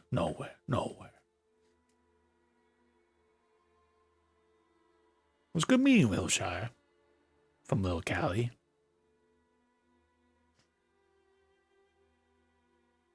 Make sure you let me know if Ricky, he doesn't live up to your expectations. How about that? I'm sure Ricky will do just fine. Yeah. I need you to roll a deception check for me. Just real. I know it's random. I do. This deception is for the fact that you're kind of planning on maybe stealing his cook. Right? Yeah. I'm just like, this is kind of on that. 16. 16. All right. I hope just let me know a good report form whenever you get done. How about okay? He'll get out there. Have a nice day, Mr. Hillshire. Have a nice day. What's your name? Have I not come up with a name for me yet? They call me Nick- Fetty. Nikki. All right. Well, it was nice to meet you, Mr. Fetty. And I'm gonna shake his, or I'm gonna hold my hand out as if I'm gonna shake his hand. All right. He goes there to go shake your hand. All right, I'll shake his hand. And say, what do you know about the Giovannis? Why are you asking about that? Oh. It's a pretty tough crowd up there in the restaurant business. Pretty cutthroat. A lot of mom and pops getting run out of towns and creating problems with different foods and such up there.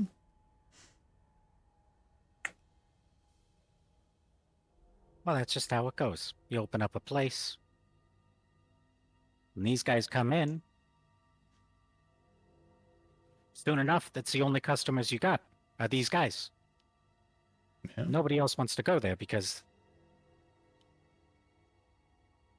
eventually somebody gets killed and the place goes up in flames. People die in Little Cali. That's right. It's true. So you never had any run-in with the Geos? Look, man, I was just a kid. All right, just a kid. Far away from home. Starting up a new restaurant. What's that? What's this troll skull gonna be? You said you're opening something? It's just a bar. Just a We're bar. going to be running a tavern. Got 4 Tavern. days to the grand opening. We're just having a dinner tonight. Got a lot of fancy guests coming by. Okay. Cool. I'm sorry you're getting a little testy. I'm just curious about your business. Good thing you're on the other side of town and I'm we're down getting here. testy because you're accusing me of how authentic I am with my culture. You're the one that insulted my music, my friend. That's all I'm saying. You said it first. You're the one that can cook. What do you want from me? What do you want from me? What is this? I come in here, I eat at your place. I give you money. That's true. You did give me money. Your voice is so muted. My apologies, Mr. Hillshire. My apologies. I was just curious of your past, up there in, Baldur's. It's rare to see other little Cali people out and about. That's all. Sorry, my roommate's gonna come in and be like, "What the fuck are you yelling at?" He insulted my culinary history. No hard feelings, Mr. Hillshire. I hope Ricky's good for you. Just let me know. You have a good day. Have a good day. Good luck with your no feelings at all. Good luck with your opening. All right, he's gonna leave out of there. Uncle Brick. Okay.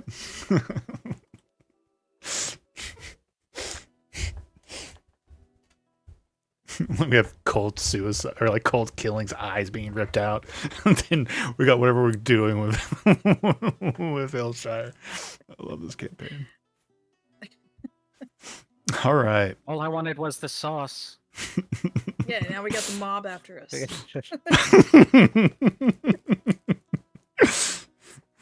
Oh my goodness. It's up to you, but I low key you talked about your brother and stuff. Think I'm really improving shit out of our improv and stuff, or I'm building off of our improv. I don't know, maybe your brother had a run with the Giovannis or something. Maybe there's rumors he was working for him. I don't know. It's up to you if you want to take it anywhere. Yeah, it's the same. I'm just running with it as it goes. Okay. Have I forgotten anybody's things they would like to do? It was beautiful. All right. So I say maybe Sorry. oh, go ahead, Graf. I was muted. Graf is gonna see if he can contact a friend. Okay. I'll PM you the info. Okay. How many friend paper besides birds do you have us. left? Yeah, make This sure you one's keep not track. using one. Okay, you're just gonna do a regular one. Okay. Yep.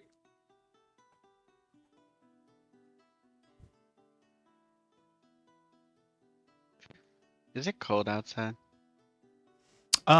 Technically, it would be a little bit of a chill because we kind of kicked off with autumn settling in, so there would be like an autumn coolness. It's not winter, but there's a little bit of an autumn cool chill in the air. It's kind of like one of the first actually chilly nights of the year. Mm-hmm. I was gonna at least walk around and see if there was anybody nearby that seemed like they didn't have a place to sleep, and kind of clear them to have a warm bed in the jail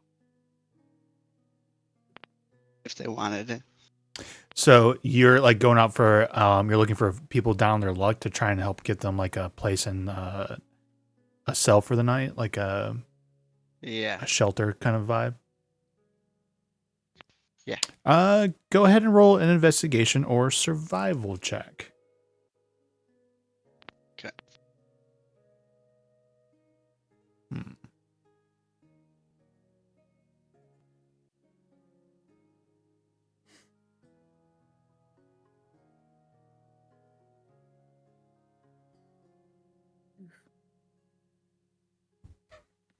Um, so it's like it's a cool night, but it isn't the bitter cold yet. But you've started laying the groundwork for getting a feel for the neighborhood and people who might be at need. Because while winter is not settled yet, winters in Waterdeep can be pretty brutal. So you've made note of some of the populations, and they're like kind of like, nah, I don't need no help tonight. I'm fine. Everything's good. Thank you. Got bum a copper off you. Yeah, I give him a copper. Thank you. And Thank you. in passing, I asked him if he had heard or seen anything about somebody with a scarred face. What kind of scar on his face? Definitely a clear wound that kind of goes diagonally from Oh, his right eye down to his left of his lips. okay. I'm rolling a history check here. Second. There's One-Eyed Billy.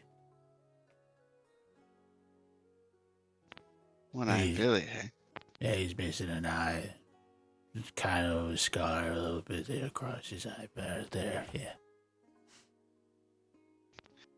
Okay, well, thank you very much. Any idea where I might see him? Which bar does he like to take patron to? Oh. Little Billy! Down the alley. Or, like, what? There's a pretty lady here who wants to see you. Shut the fuck up. There's no pretty ladies down here to talk to us. She's standing right here in front of me. What are you talking about? Little Billy, get out of here and go it. You see like a little halfling stand up, and he's like missing an eye. He's seen better days, and such. And he kind of sees. He's like, "Oh, I'm sorry, pretty lady. Little Billy at your service. Can I have a spare copper?" I also give Billy a copper. I flick it to him with Oh. a thumb. Thank you, man. No problem. Billy, I just wanted you to know that if it gets too cold, you gotta go ask for assistance. You could tell any guard, tell them my name, and they should let you sleep in the warm cell that night. And what's your name? Zava. Saba. And the guy that you were talking to originally, a little more grizzled human, he kind of leans in. He's like, "Is that the man you're looking for, little Billy?"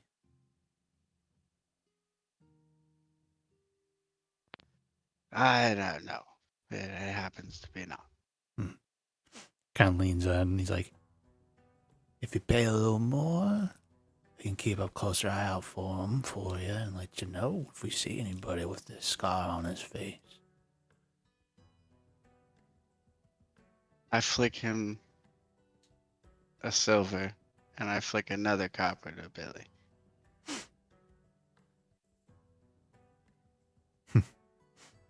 And like the grizzly guy, he's kind of leaning in. Not little Billy's not hearing him. He's like, "Where can we find you, Miss Saba, if we need to, tell you we see somebody?"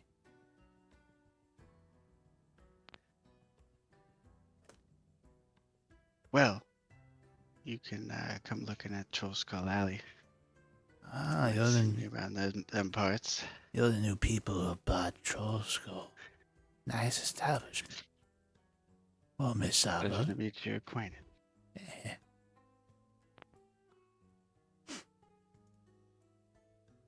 One second. Sorry. I was trying to come up with a name of this guy. I was like, there's little Billy and there's old. And I was like, Greg. And name's Old Greg. If you need more information in the neighborhood, feel free to come and give us a little knock on the door. That's all right. We'll keep an eye out for your friends. Really, I appreciate that. Or, Greg. Old Greg. Ask me by name and they'll know where to find me. Very good.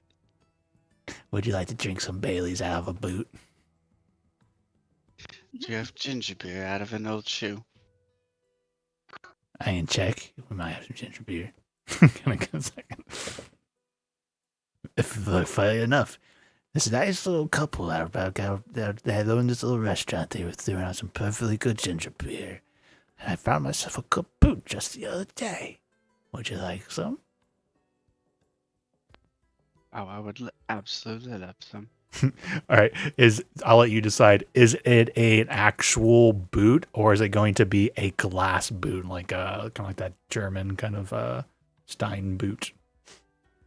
He gives me a glass boot, Glass boot. but not like glass.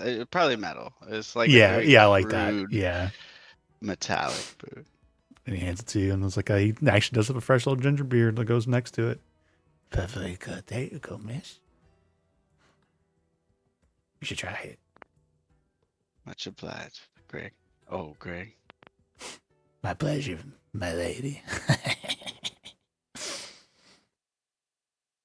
You've made contact with, quote, the hobos.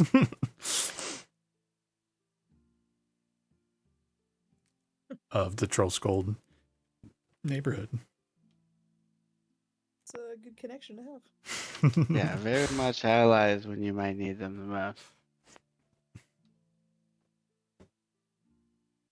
I have all sorts of stories to tell.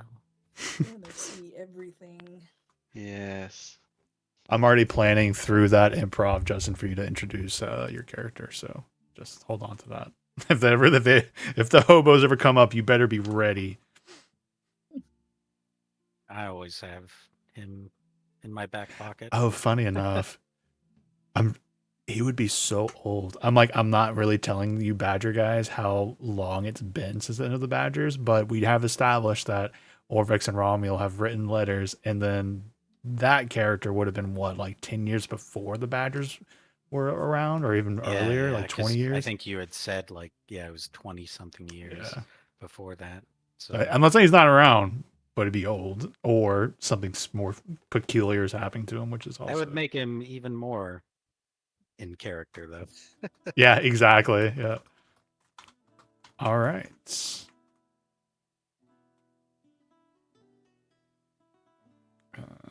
Sorry, I'm having to get better about taking my chicken scratch that I write down when I'm improvising with you guys and trying to turn them into actual notes, because there's so many random little NPCs that you guys, I'm like, I don't know if they're ever going to come up again. I need to make sure I keep track. What was it? Little Billy and Old Greg? Okay. Is this dip the soup into the water? What the fuck? Okay. I'm looking at now officially what Riley sent me.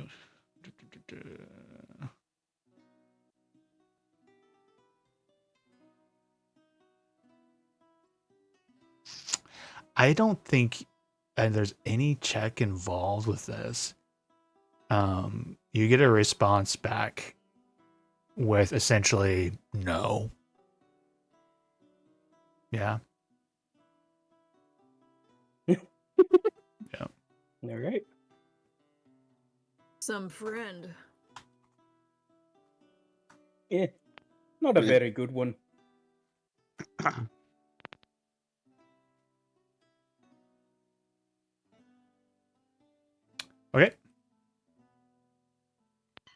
All right. So shall we fast forward to 4 o'clock meeting with Captain Staggett? Right. I think that's left. Yep. Yeah, 4 p.m. Stag it. I think, well, I guess, we agreed. Cora didn't think she was gonna be very long. So she said she would meet them back here, but it depends on, like, how long it's been, at the library. Whether she would, like, meet them there at 4 or go back to the troll school. Sorry, 1 second. Very good. Oh, God. My muscles hurt.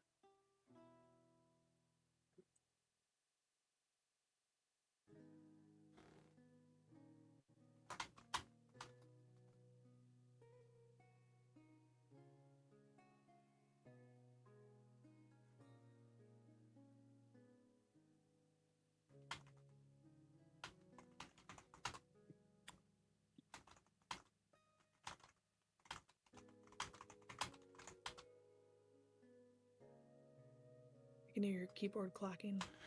Yeah, yeah, yeah.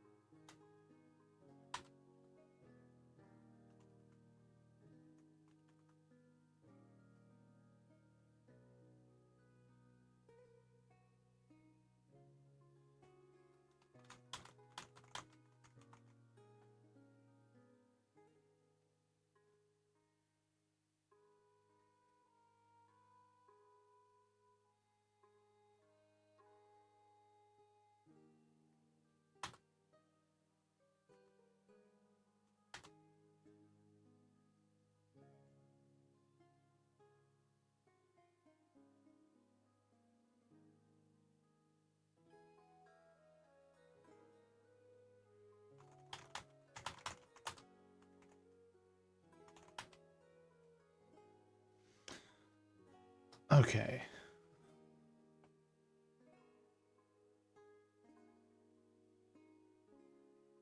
I'm gonna roll a persuasion check, Riley.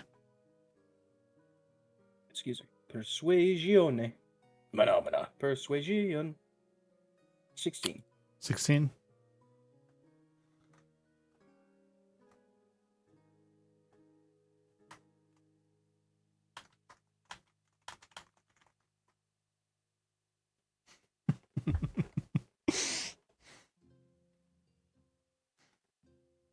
Okay. Anything else before 4 o'clock? All right. No. Let us. How about this? I would like to take a 10-minute break to grab a little bit of food. I'm feeling my blood sugar crashing a little bit, and then we'll pick up with Captain Snaggett, which would be interesting. So let's do. It's 8:29. Let's do 8:40 or 40 after 40 after the hour for all those time zones. Sound good? Sweet. Sweet, sweet. All right, me.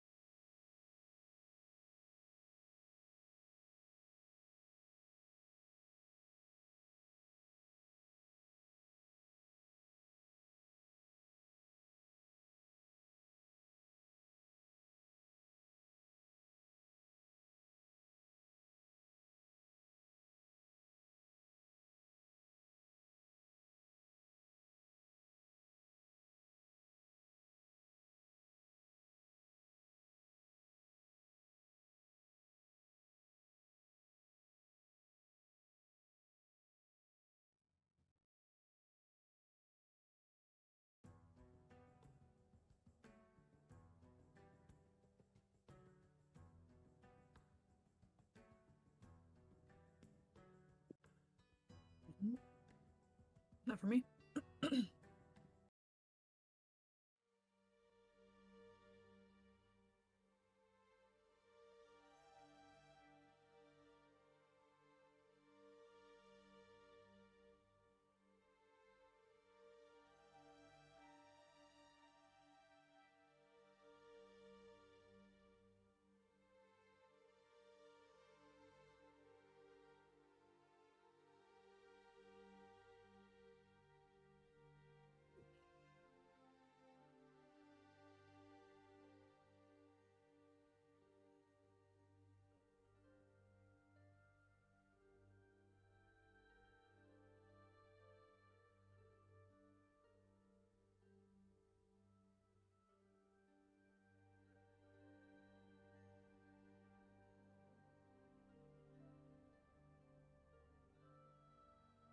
That is correct, yes. We found out some information for you.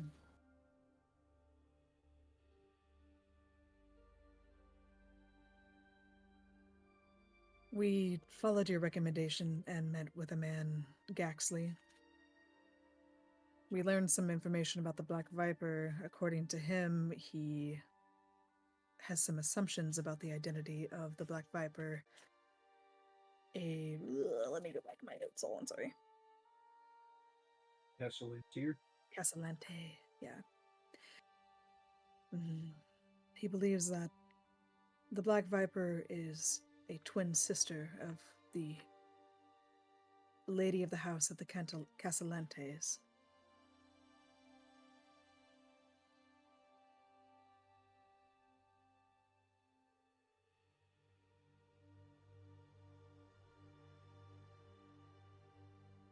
A twin sister.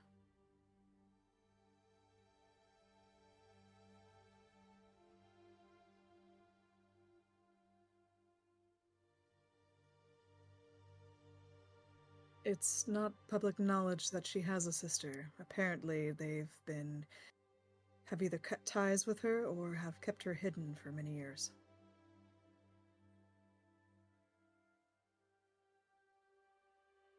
As much as we pried him to prove it, this is just a speculation on his point. He said that he has connections, but was reluctant to share who it was.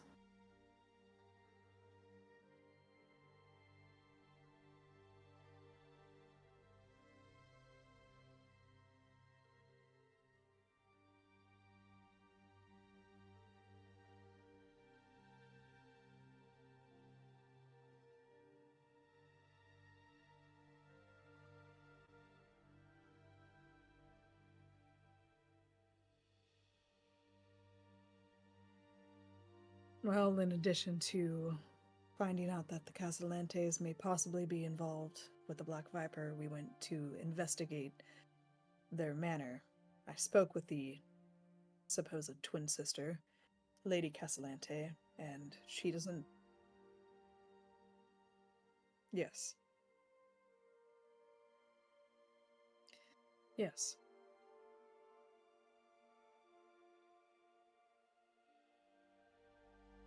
She doesn't seem to know anything about the Black Viper. I pressed her inconspicuously about it to see if she showed any signs of recognition, but I didn't sense anything. Either the whole thing about her having a twin sister is false, or she doesn't know that her twin sister is truly involved. No. I found that it might have been rude, and if she was trying to hide something, it would make her alarmed of the matter. I didn't want to give up. No. I think that was good. You didn't accuse them without any sort of evidence of that sort, so that's not a criticism. I think it's impressive they even got an audience with them and got a read and beat on him. But you don't think... Excellent. Well, that's... Anything else you'd like to share about the Black Viper case in the article?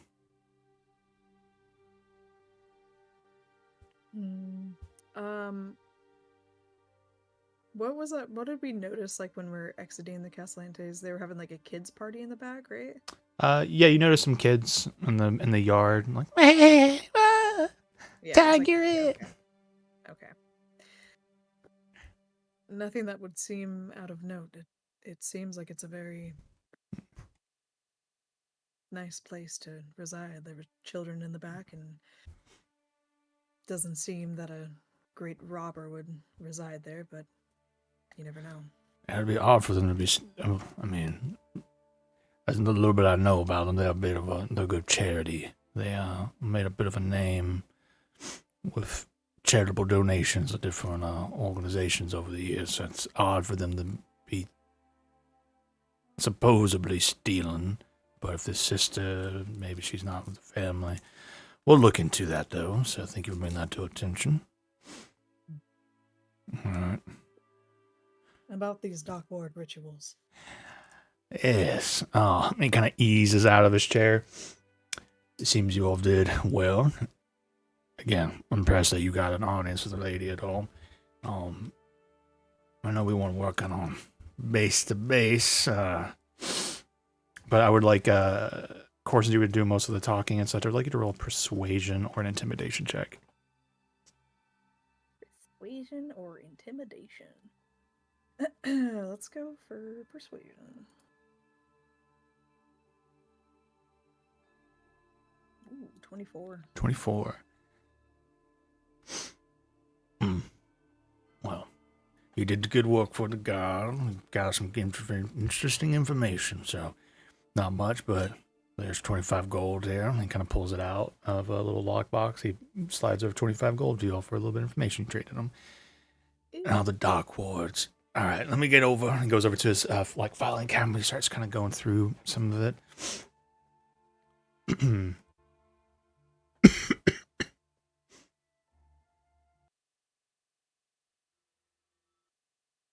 How much gold was that? Just 25 gold.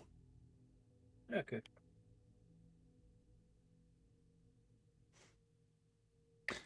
All right, there we go. Does he dim the lights before he starts talking? And he does. So, obviously, some grisly work. Hey, come over here real quick. And he kind of pulls out the map, or like he's like got this big map of Waterdeep with a lot of emphasis on the dock ward. And he kind of starts like pointing out different locations across the dock ward, but also kind of into some other districts. Bodies that we found here, here, and here. All sorts of different styles of killings. Here you can see some of the reports of some of investigators and what they found at the scenes. A lot of the information that you read through the paperwork is kind of confirming. I don't remember exactly where all the information is coming from. That's painting all the picture, but ritualistic killings within like some of the variations. So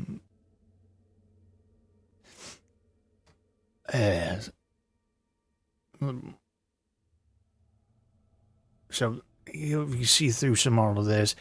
Now, some of the guards on patrol in the docks. This one here, this report on this dwarf. We still don't have an identification. No one seems to know who or where he came from.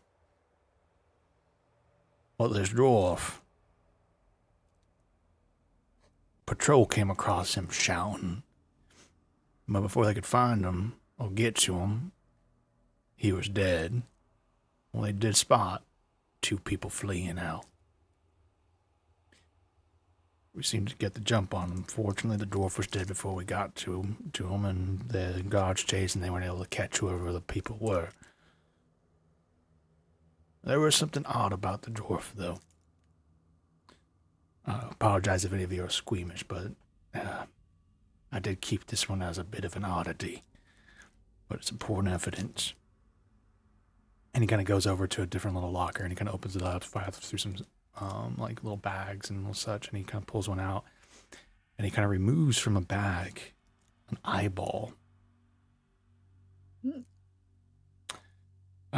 eyeball, though, doesn't look like a humanoid eyeball, like a human's.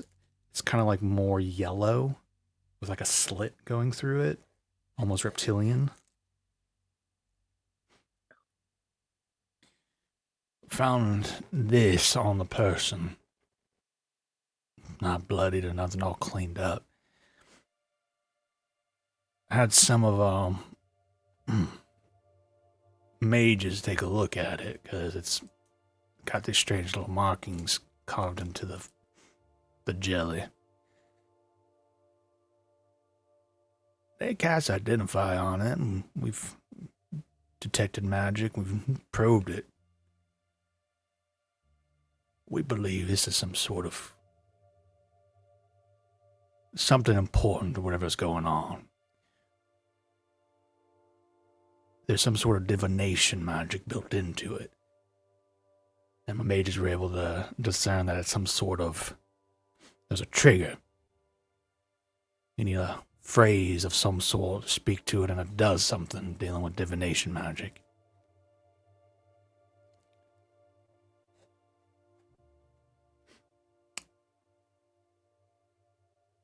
Any sort of clue what the word might be? Some sort of phrase, and fortunately we haven't been able to crack that one. Would you mind if I see it? Very well.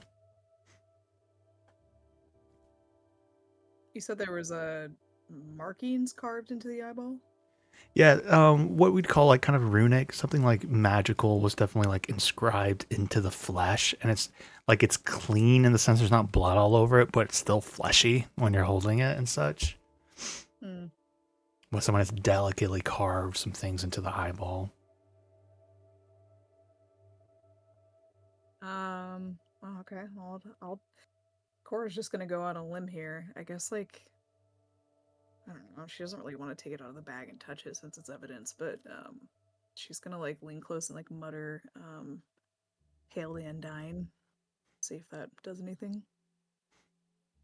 You can lay down, and whisper, and so you didn't take. So you haven't taken it out of its plastic bag. Let's just call it what it is.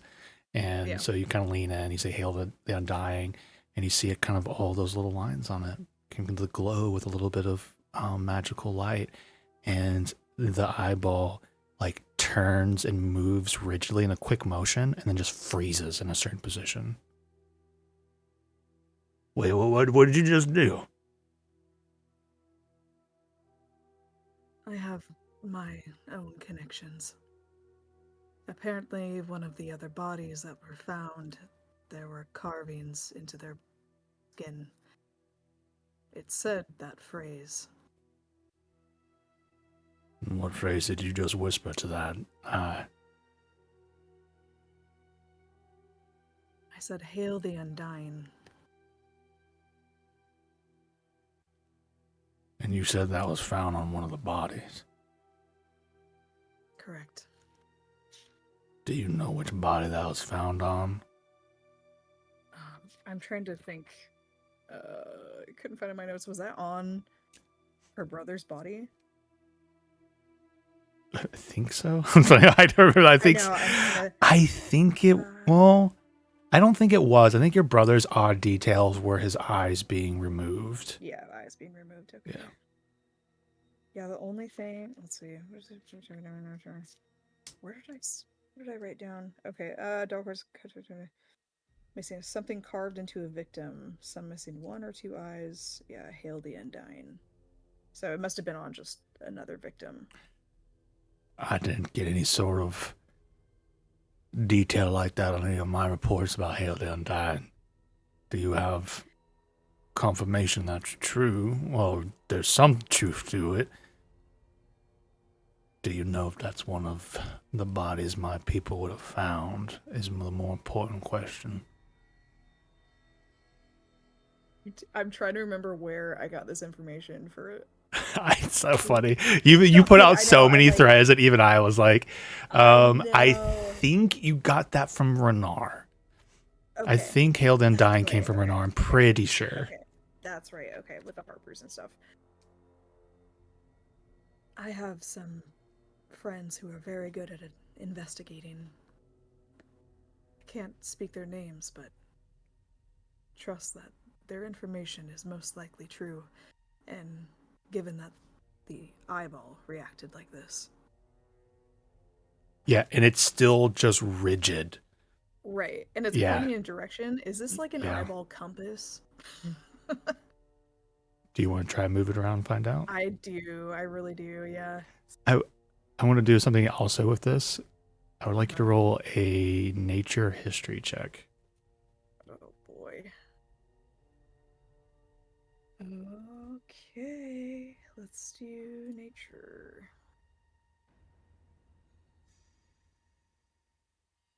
Oh, 19. Damn. That was a nat 20, but -1. I didn't know if you as a player would put it together. That's a Yanti eyeball. Yep, I kind of Okay. figured. You, with your 19 check, you confirm it is your brother's eye. You've seen it before. As you kind of move it around, it's a very slight variation from where you're standing, but it does seem to be like a compass pointing in a certain direction. Oh my god. That's so macabre and I love it. I was talking to my wife, Mish. I was like, so I'm writing some stuff for Lauren's thing, and I thought the most fucked up detail. And I was like, man, that's so fucked up. I'm like, she's gonna love it. Sorry, I pulled myself back into it. Very good. Well, a little bit more information we get. We haven't been able to identify too many serial cultists, but we do have the appearance of one of them. Now, this is from a separate file, an investigation, but we believe this might be a member. Now, it's just a drawing, so variations might be, but a young lady of Yanti descent kind of slides it over to you, and it's a picture of your youngest sister. Mhm. And this person you said has connections with this cult? Yes. It was from a separate investigation, some cultist activity. We'll actually have people out looking for him, where she might be. Yanti shouldn't be too hard to find in the city. Chuckles nervously inside. Do you know her name? We don't have not a name yet. Last known location was out on the market ward. And you said that this eye was found on the dwarf On the dwarf, yes. as a possession, or He kind of looks through the Was- notes of like the reports, like in his pocket itself. okay, in his pocket? Captain, I understand that this is evidence, but you said it yourself that this case is one of many that you don't necessarily need to solve or have a higher priority. Would you allow me to take this evidence and investigate further?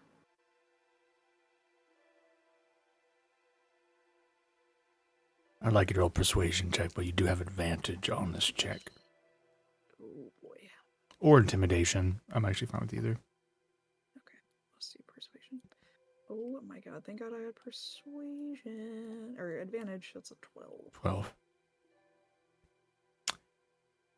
Captain, what's the possibility of deputizing us in pursuit of this Hmm. mystery? No deputization, but I could put together an official contract for the hiring of some outsiders and put a little writ together for you. You seem to be pretty involved in this. I want to ask, you seem generally capable. First time I met you all, Miss Alba aside, you were in the midst of rescuing a noble. Not even able to put together interesting information about a lady. What is your investment in this particular case? I have personal grievances with the cult. Personal One of my grievance. family members was a victim. Hmm. White lie, white lie, white lie. No. My condolences. But Zaba, won't give you all deputization, but I can give you a writ to assist you in investigations of this. It would probably be Whatever. pretty narrow.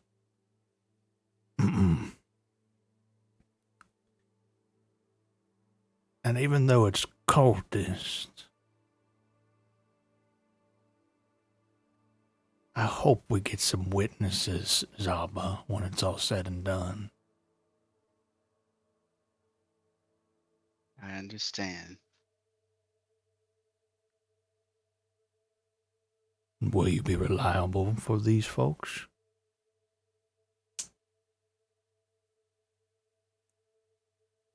Yeah, of course. We will look after their well-being until their trials.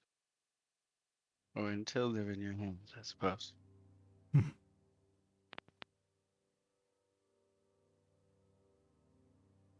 Has she been proven reliable to you all?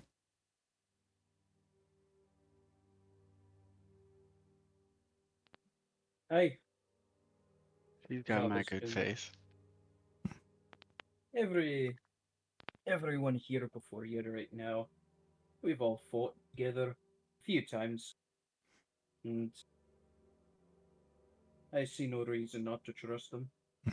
I have several times with my life, and they've followed through each and every one.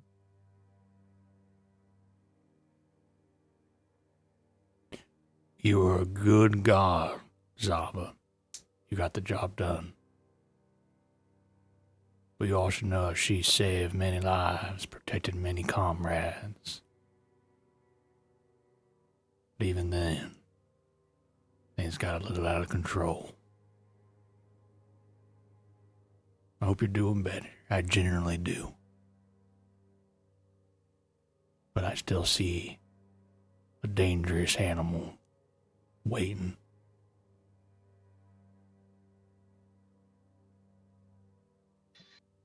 You know that danger really only extends one direction. It's true. But sometimes we need to follow orders.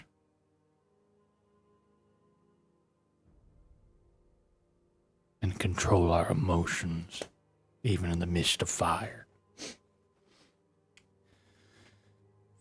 Sometimes those orders stand in the face of justice. Orders are orders.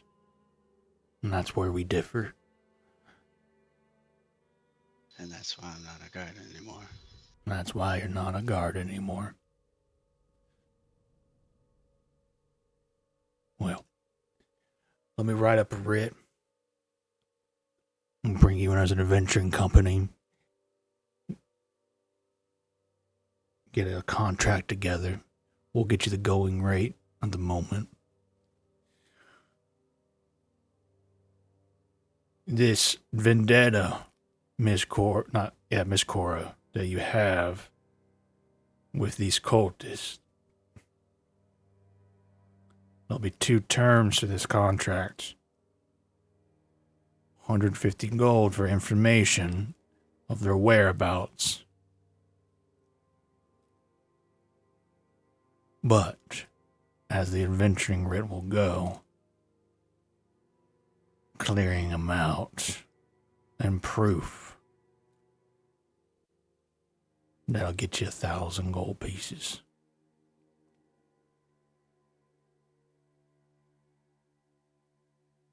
Okay, so 1,000 for clearing out the cold with proof. Mm-hmm. Now, please know Cults that are very large. Exactly how many witnesses are you expecting? at least one. And when I say proof, please do That's not come in agreeable. here dropping ears on it. Do your business. Let us know where you done your business, and we'll go check it out. All right, that clarifies because I was thinking we were gonna have an eye for an eye situation, and that's That's a bit bloody. That's so dark. All right. He starts chuckling. I like that. That'd be very poetic. Please keep the eyes in their sockets where they belong. Please do not brutalize the bodies any more than you already have to do in your line of duty.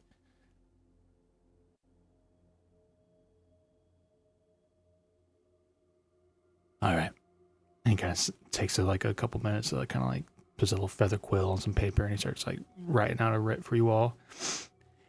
All right, as adventuring group, party, company, what's your names for the official ledgers?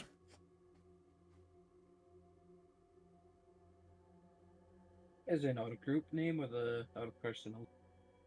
Group name, and then we'll get to the personal. What are strangers of danger?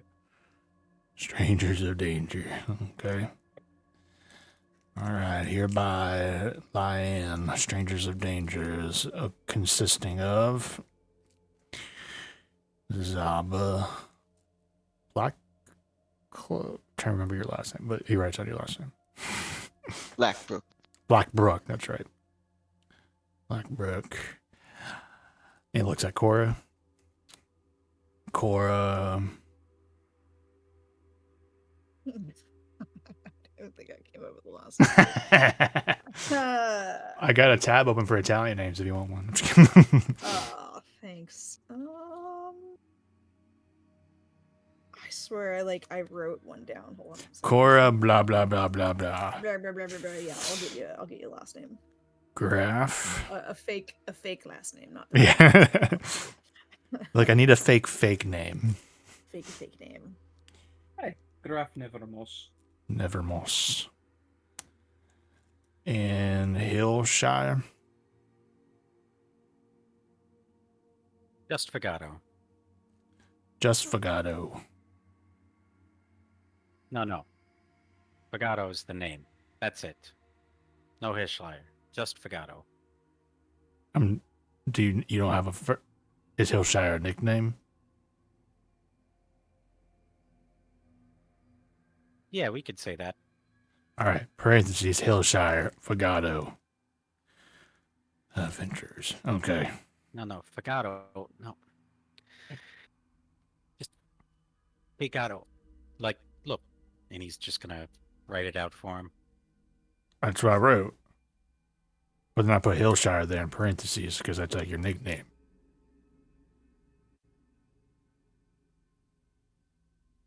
Yeah, you know what? That's good enough. All right. He's like the captain's Got like, it. what do you want from me? All right.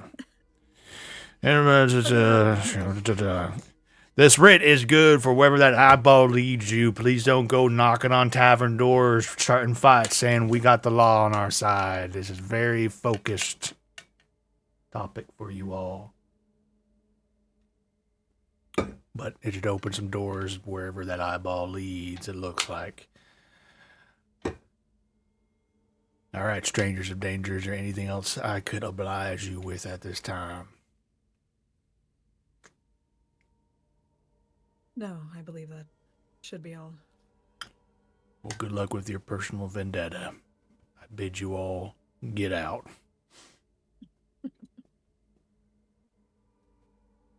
Have a good evening, Captain. Zaba.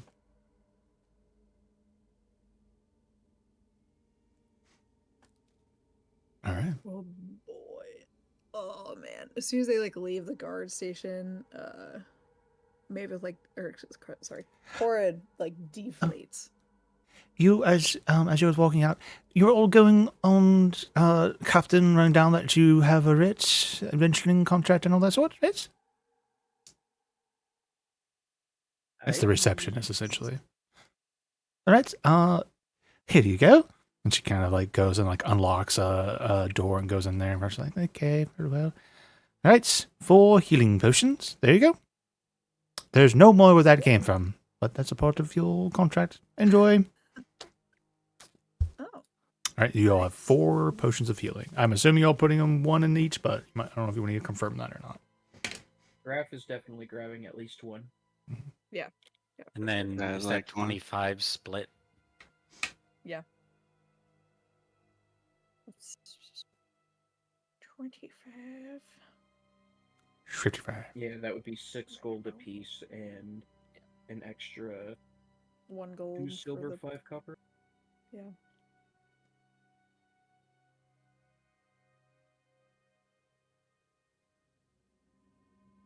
Alright. Can save the remainder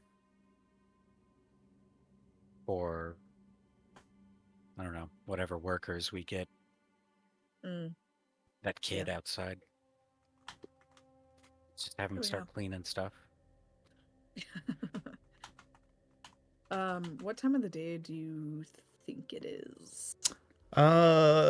Morning time. People ran around for hours, and then you travel over here. It was fourth evening bell was the official, so I don't know why I'm even saying all that.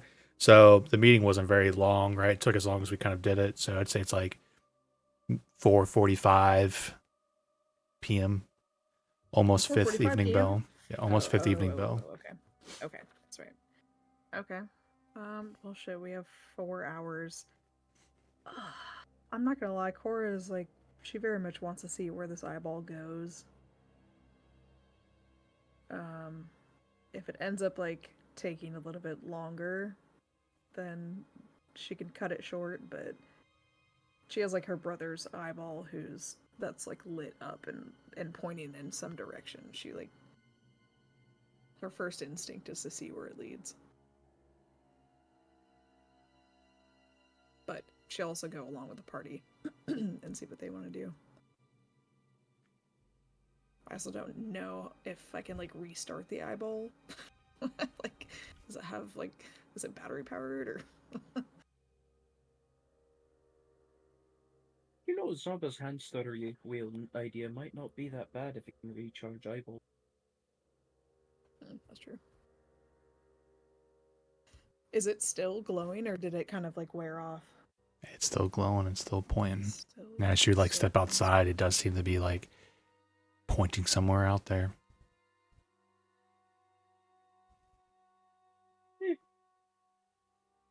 We could follow it.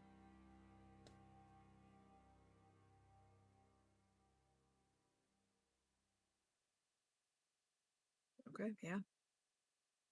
I'm not Cora, hearing any disagreement. yeah, Cora just starts walking. She's like looking down so macabre, like at her brother's eyeball as it, is heading in some direction. Well, it's early enough to close some distance here.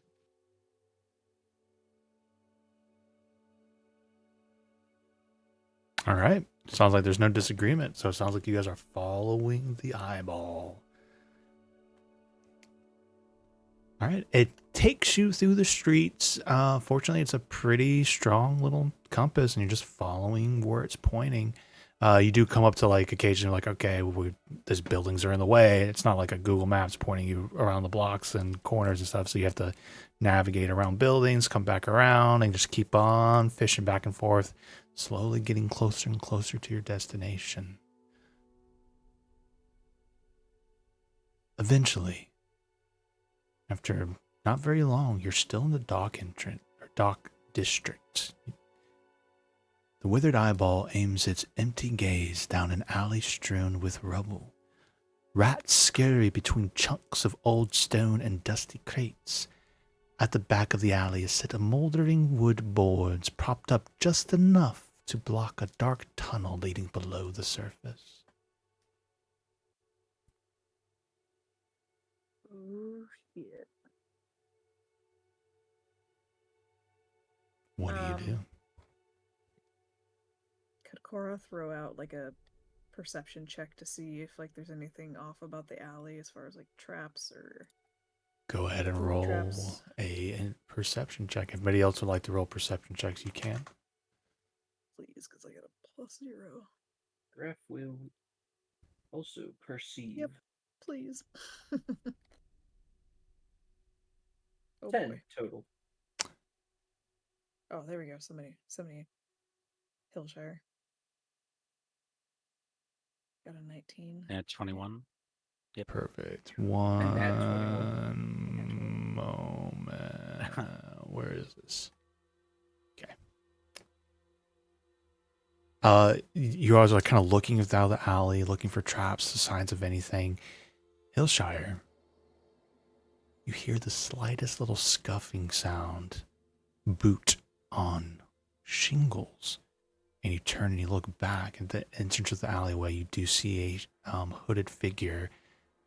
You just briefly see them as they duck over. They're on the roof at the entrance, and they have just ducked away. Mm.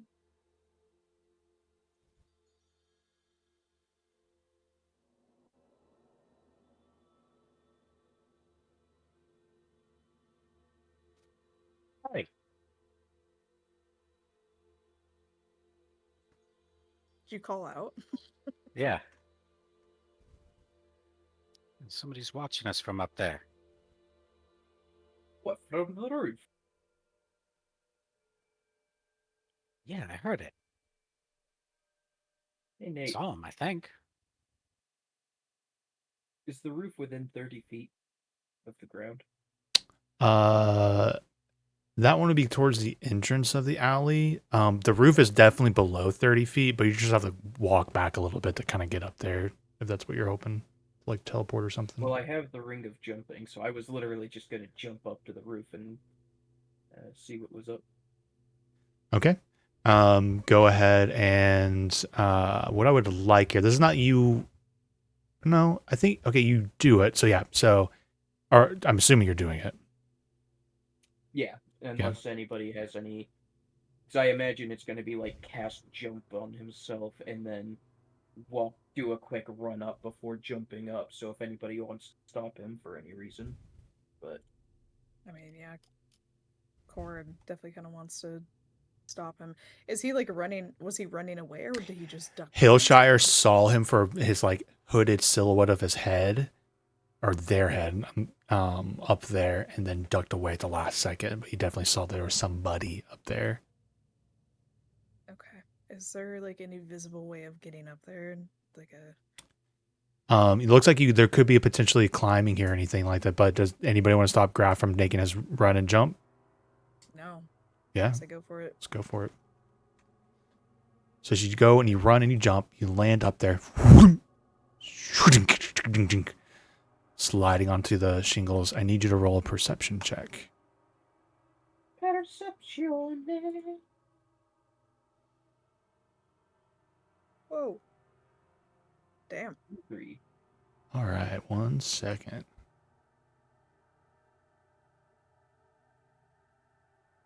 I'm trying to figure out. I'm like, oh, I'm gonna roll a d20 into the game.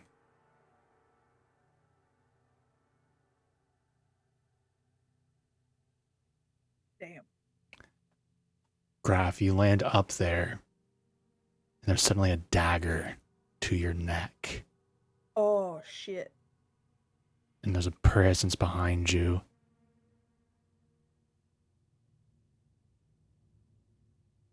Don't move. It is poisoned. You seem quick, but I feel a little quicker.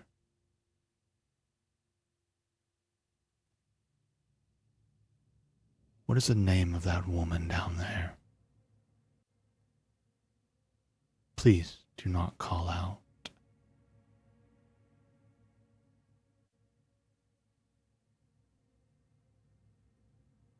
I have an idea that I love. It is so stupid that it's perfect. Graf is gonna try and surprise the guy. I'm dumb, but you might be a little dumber. Does he, would it be possible to... I imagine mechanically it would be a shove, but what Graf is gonna try to do is, like, basically... I'm imagining Graf has his back towards the edge, and the, person with the dagger to his throat is between the two. Mm-hmm. Graf would try to jump backwards and shove them both off the edge of the roof. Shoving you both off. Okay, so what I was thinking, it would be like a shove I think is like a save now. Boom boom boom. Because I was thinking just because of the situation of how he has you with that dagger, that like a check on your part would be a disadvantage. But if you're purposely also putting putting yourself at risk, I think that would like clear it out. In the case of the new rules, what I probably would have done would give them advantage because of how they were positioned on you. But again, I'm just going to turn it into a straight rule on their part. I believe shove is like that now. So let's triple check it because I think it's the same as grapple, where they do either a strength or dexterity saving throw against a DC. And once we know the mechanics, I'll let you let me know if you still want to do that. Because it's underneath unarmed strikes now. Boom, boom, boom. But this will be the first like shove in a while since we've kind of first.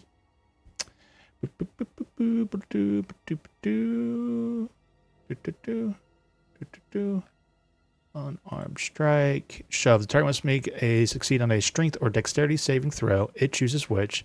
You can either push it 5 feet away or cause it to have the prone condition. In this case, to get rid of any advantages it has, you're going to put yourself in danger also. And the DC is... throwing his entire body weight into this and throwing himself off as well. Oh, it's funny. I'll check one thing. I think we got something wrong last night, Lauren, because when me and Lindsay were talking about the grapple, I think so the DC is 8 plus your strength modifier and then your proficiency bonus. I think you can choose, the opposing person gets to choose strength or dex, but I think we base somebody's like their DC off of dex when that's not the case. Yeah, I'm looking at the unarmed strike thing on D&D Beyond right now. It is saying like, my DC against them is 8 plus prof bonus plus strength, and they get to make a dex or strength check.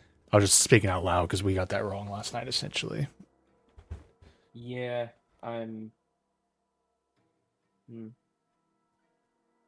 Yeah, because the thing for me is I have a -1 to strength, so that would make my DC 9, which is...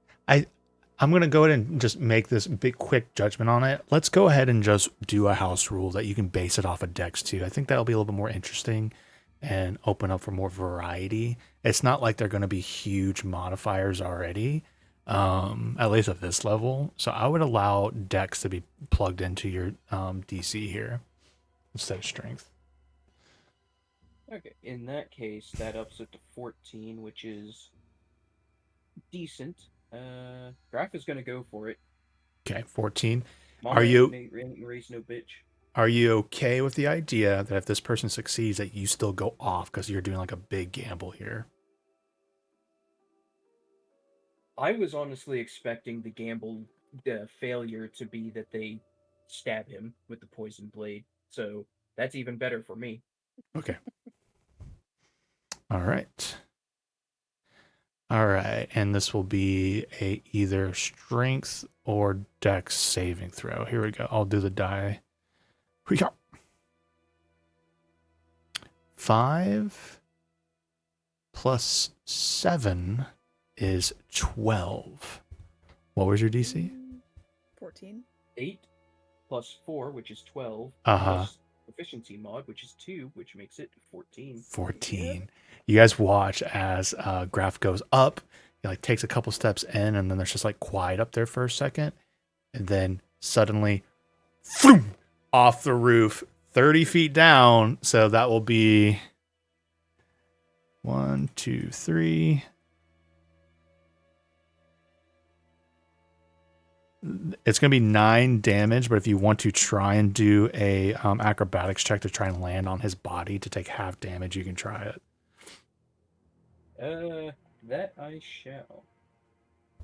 Acrobatics. I think this will actually be kind of like maybe a contest against him, so... Oh god, that's a nat 1. Well, oh shit. Oh shit. Heroic inspiration. Yeah, grab if you don't got it. I did. All right, maybe I'll roll a nat 1 too, and I'm fine to like house roll if it's both failure, and we'll do a reroll. Oh shit. Okay. That was 20. I thought it was a 2 from my angle. Okay, so you guys come down, and the cloaked figure lands on top of Graph, but they are down on the ground. How much damage was that? 9 bludgeoning damage. 9. And he kind of releases off of you, stands up, and you get a closer look at his face. Face looks very familiar to all of you. It looks very much like Cora's face. Oh god. I knew it. Oh, alright. And he is not masking his Yuan-Ti inheritance. No mask. Green scaling. The yellow slitted eyes. These long, kind of black, but kind of gleaming green hue to it underneath his cloaked hood. And he's holding a vicious looking dagger.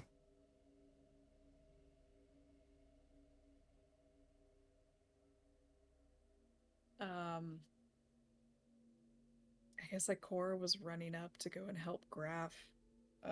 And then she just like stops in her tracks.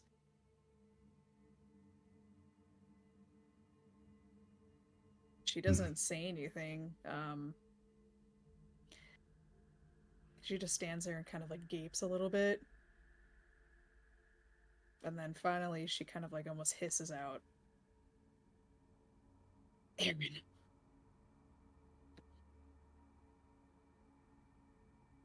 I thought it was you, May.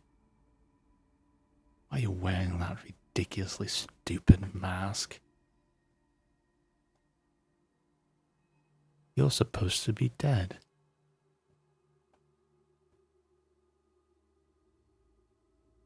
Supposed to be.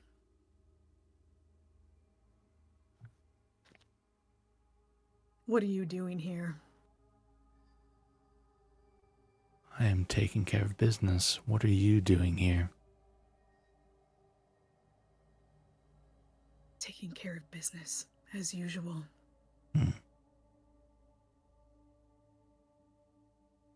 Are you still a part of them?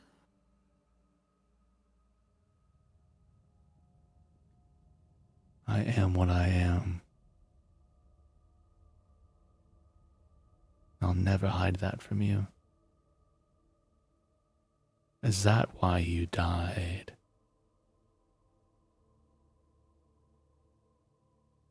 But you came back.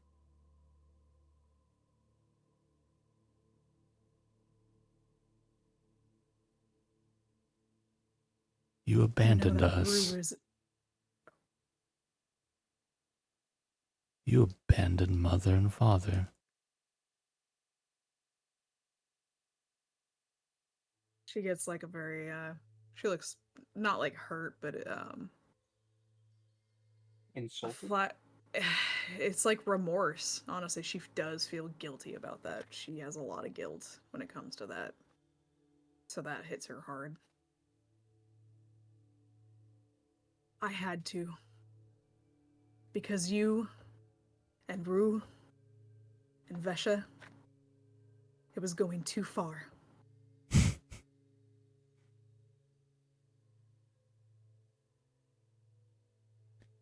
You're just scared of what you don't understand and what it takes for us to survive out here. Still, I see you're still holding a blade, just like they taught you to use it. Who taught you to survive? You come back after all these years. What did that survival cost? Rue is dead. He hisses too. Rue is dead. Too bad you weren't here to help protect him. Oh, fuck me. I'm here to get revenge for my brother. The brother who did not abandon us and lie.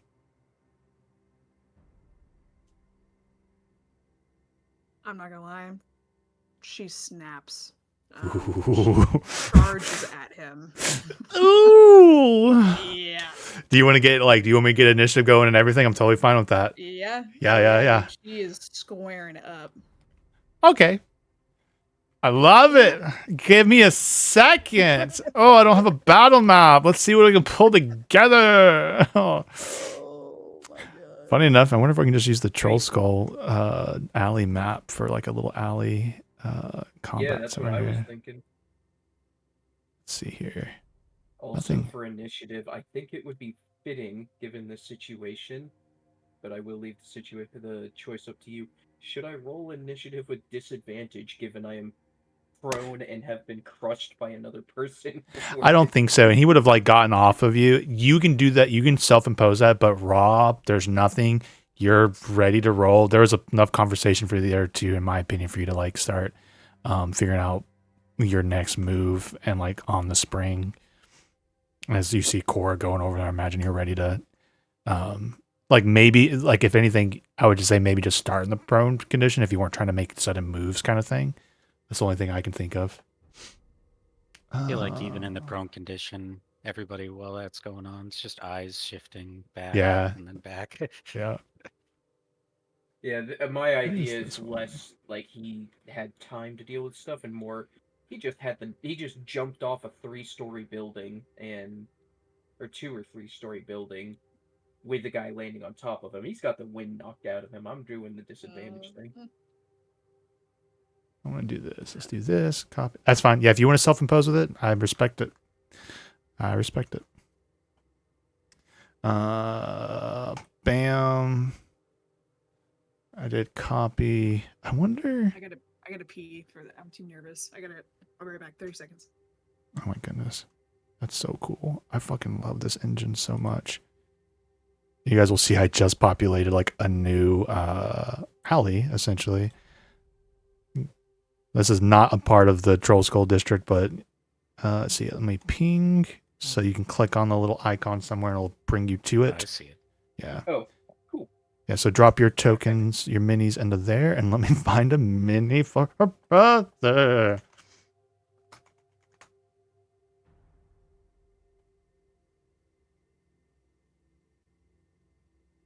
This one's pretty good right off the rip. Do.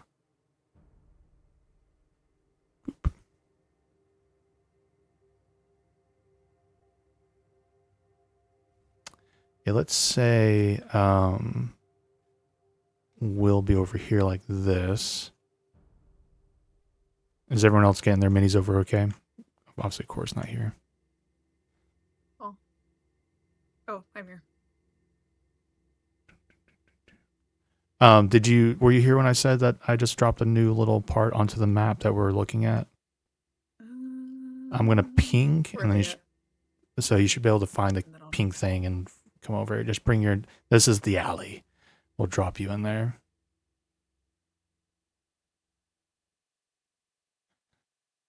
Yeah, and I think what you guys would have been investigating, I'm gonna say like this little area here is the investigation part. Ooh. Yeah. Oh wow, that's really far. Okay, hold on. Where's it at again? Oh, Right here.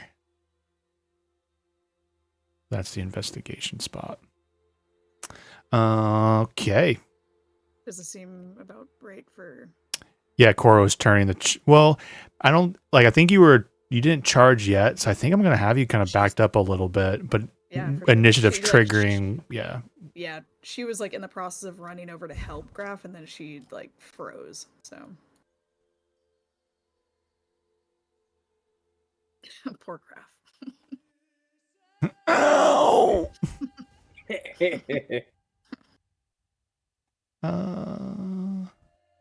Let's do this one actually. Let's do some classical music here. Okay, let's get them initiative rolls and friends. All right, I'm totally fine with this setup. I'm gonna go and put turn-based mode on. I think you guys should be able to roll even if it's not your turn though. So.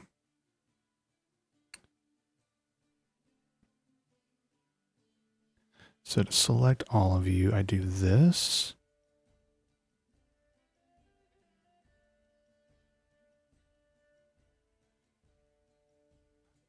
Oops.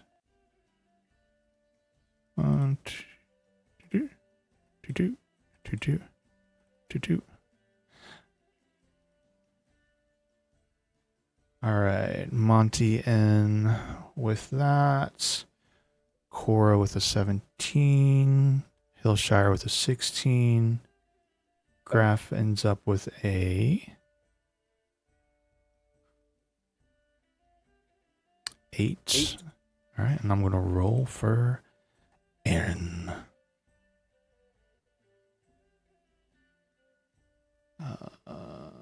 Let's see here.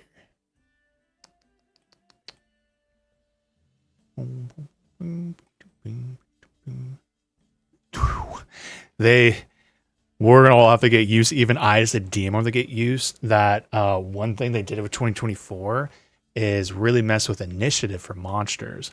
Because admittedly, I try to play it as true as possible. Like if a monster rolled low, they rolled low, but that could really, push the combat one way just because of one bad roll. So this guy, and he's tough, but he's got a +10 initiative. Ooh, So on Tuesday, with our higher level stuff, I've seen stuff with +20 to their initiatives. I've rolled into 30s before. It's crazy. I like that little extra protection. I might be a little overtuned, but I guess those are really high CR things. The big boss is a big boss, and they're gonna come out swinging quick. But okay, he did a 17. Ooh, I think he's gonna beat tied with his twin sister. great. He's got a +2 index. He's got a little bit more than that. Oh, he goes before me. I only have Yeah. +1. Yep. Damn. Fitting. Okay. All right, applied. Okay. Let me do one more thing here real quick. Oh, I have everyone selected. I'm gonna drop his HP into his little token. This will be interesting.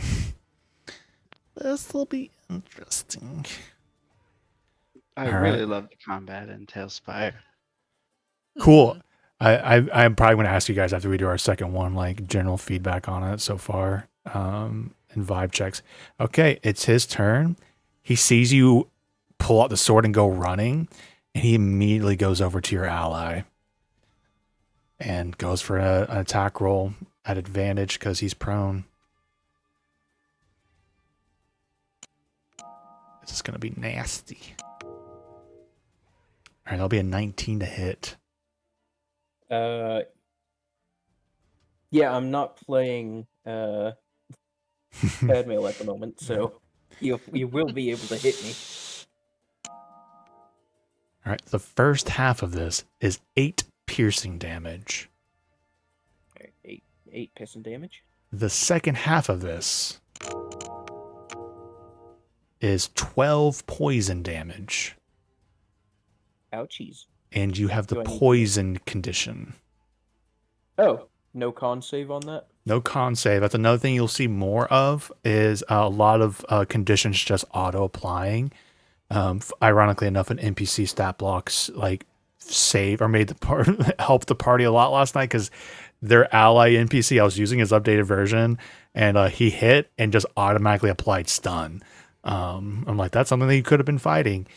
So one thing I've learned though, this is a poison until the start of his next turn. It's not one of the worst ones, but I think the Bone Devils you guys were fighting on Tuesday, right, Lauren? They had that option. Mm-hmm. We learned on my Sunday group, somebody got poisoned, and it was the whole automatically applied poisoned. This sucks, but they had an item from when we first started the campaign. I think it was Antidote. It's a basic equipment item. The old version was just very not great, right? It was how all the adventuring gear normally is that's not very good. But the new and it didn't cure poison, but the new version of it does. So I think also part of the new strategy is going to be, things are going to be poisoning me more often. So we need to plan accordingly. But there's also some basic equipment now that can be purchased that can help with that kind of thing. That's the only one I'm aware of. I doubt there's something that will cure stunned, but it might be worth looking through basic equipment and seeing how valuable it was. Because I think I ruled it like a potion, like you drink, like you, oh yeah, your companion's poison. You go over and get them the antidote. They're no longer poison as a bonus action.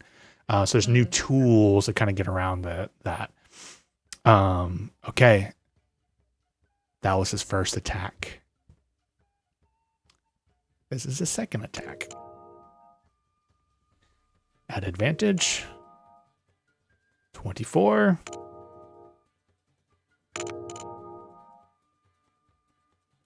The first half of that will be 10 piercing. The second half of that will be a very low roll of 11 poison damage. Oh, that's me completely down and out for the moment. Whale boy.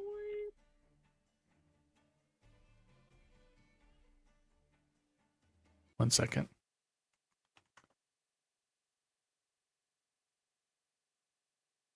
Thankfully, I'm not insta-dead. Mm-hmm.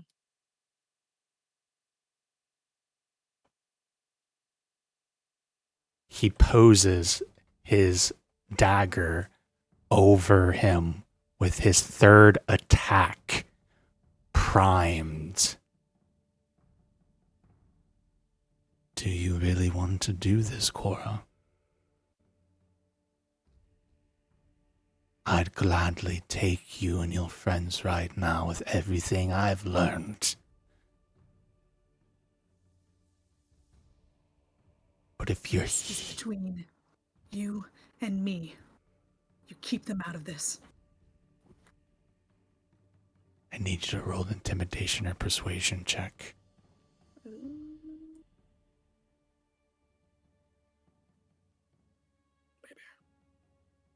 18. 18. He pulls away the final, not final, but his third attack on the graph. Have we figured out if there's like, it's not like roll 20, you can't pick up and like do a measurement, right? You have to measure first. Oh, yeah. I believe so.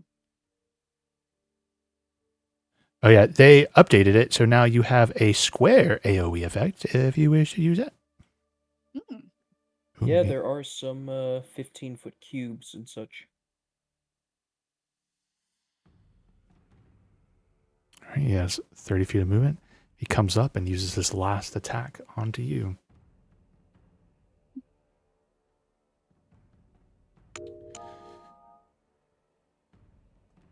Sibling fight.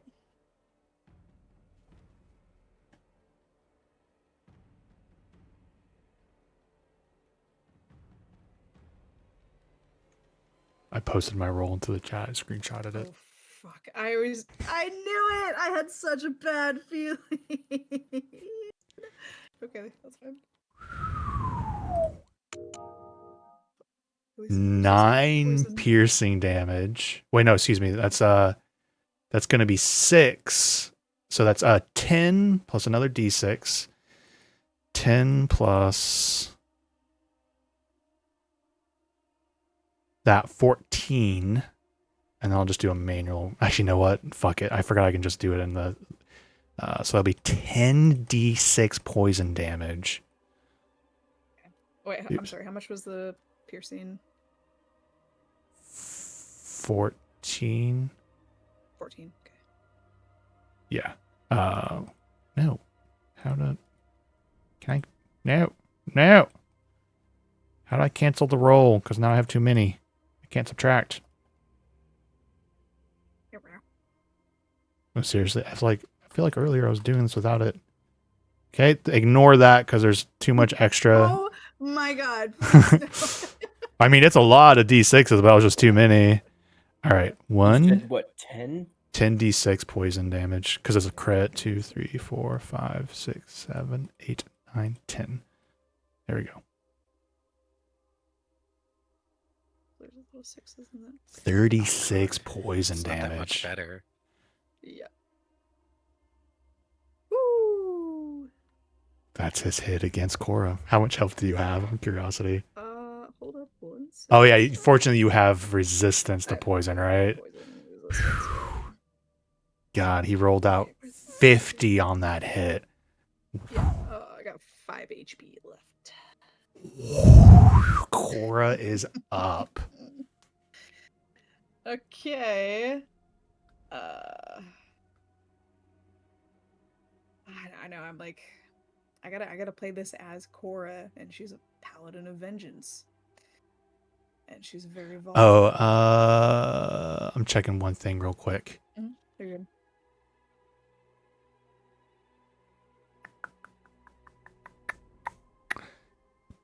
He's going to bonus action dash. He's going to go back. He's going to back up 30 feet. You will get an attack of opportunity, Cora. Okay. Yeah, let's do it.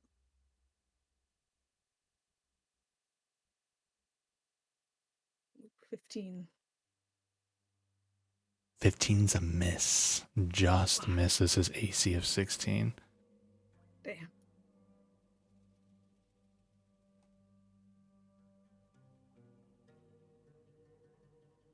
Okay. All right, Cora, your turn. Let's see. Graph is still down, yeah. Oh, yeah. I'm going to go my 30 feet, rush up. Whoa, it just turned red when I did that. I just wanted to set the mood a little bit more. It's just a little bit later in the day. I need my atmosphere. God damn it, where's the thing? I'm sorry. For some reason, like the little side tab of the D&D Beyond, like, messes me up. Okay, actions, there we go. Let's see. Leon has as a bonus action, yeah, okay. So, bonus action, I'm going to pump out 10 healing to Graph. And get him up. Okay. And then I I'm thought gonna you try said to this is put- between us, sister. No more mercy for your friends.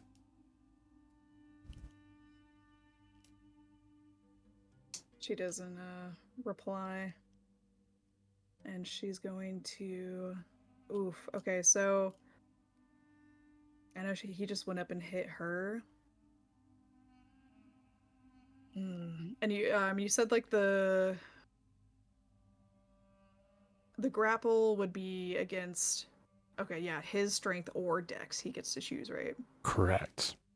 Okay, and it's my 8.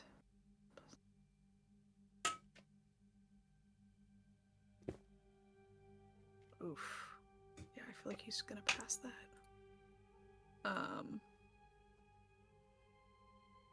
Yeah, she's gonna attack him. Your lay on hands is a bonus action. Yep. Okay.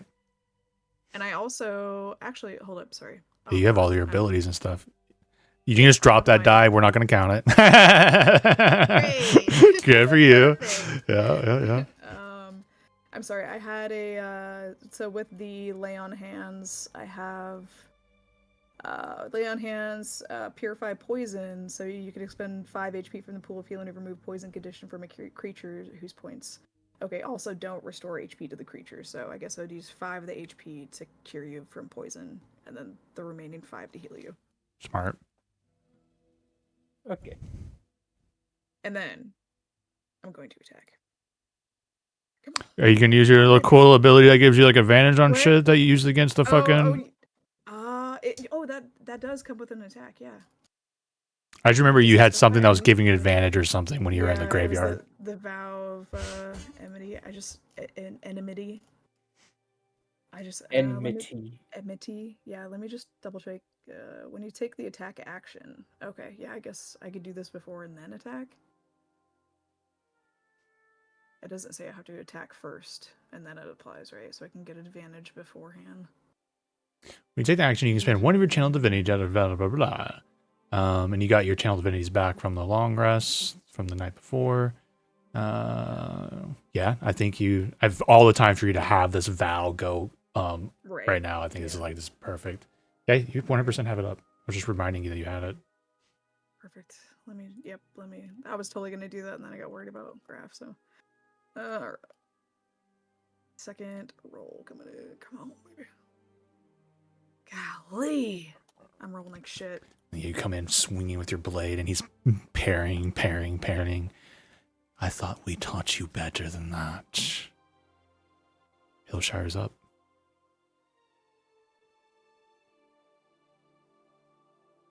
All right, I'm shooting him. Just doing this for my own OCD. Face you at him. Are you steady aiming or anything like that? No, but would I still get sneak attack? Because Cora. Cora's... And Graf right now. He's technically conscious now, too.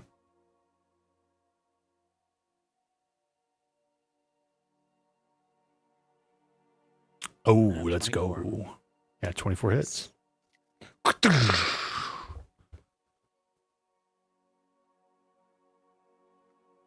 11. 11. And then I'm also going to bonus action dash, and I'm going to run right up there.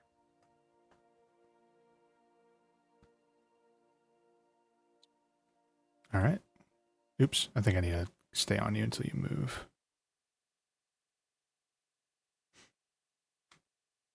I was trying to cancel it for a second. Oh, there it is.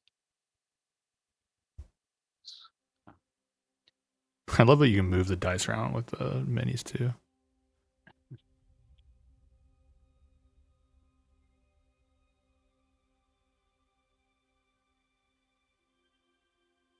Okay. Oops. Shoot, how do you rotate them? Alts and then Alt. and then the mouse kind of like, yeah. Zaba's up. Graph on deck. Okay. First, I am going to cast Hex on this rogue.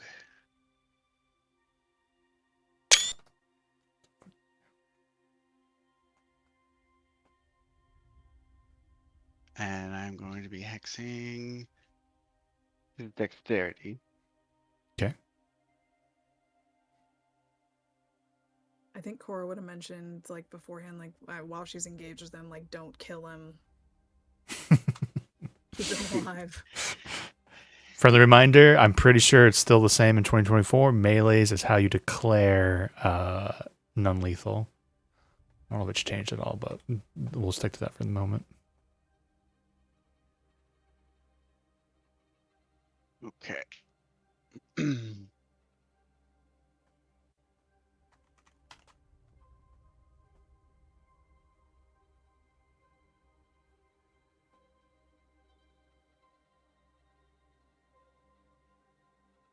let's see how far this is.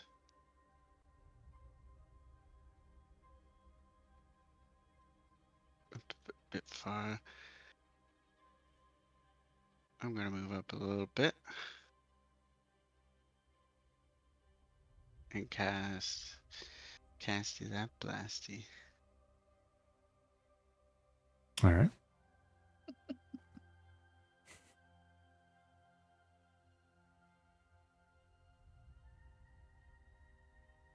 Hey, 18 hits.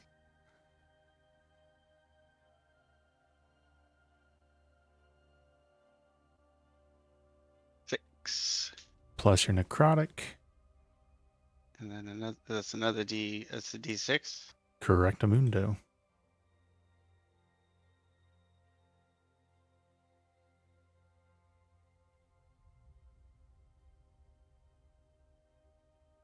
That's 3. Nice. Okay. Anything else? I don't think so, right? Graph is up. That's it. I don't think I ever rolled my sneak attack. Oh, Sorry. oh yeah, Oh, that's important. Wait, I don't know why it just did 4. I don't think that should have been 4. It's showing It's it. the same roll, no matter what. 4d4? It's at advantage. I don't know why. But I think this happened to they you were last both- time. I was gonna go with the first one. If it happens again, because I think that happened last time. But Yeah, no it's the worries. I same don't know number. why. You don't have a feature that allows you to like reroll certain dice or anything, but it's weird. It says advantage. Anyways, 8 damage, and then Graf's turn. All right. Graf stands up, pulls out his, short sword, totally not a sickle, and goes for a stabulation. Non-lethally.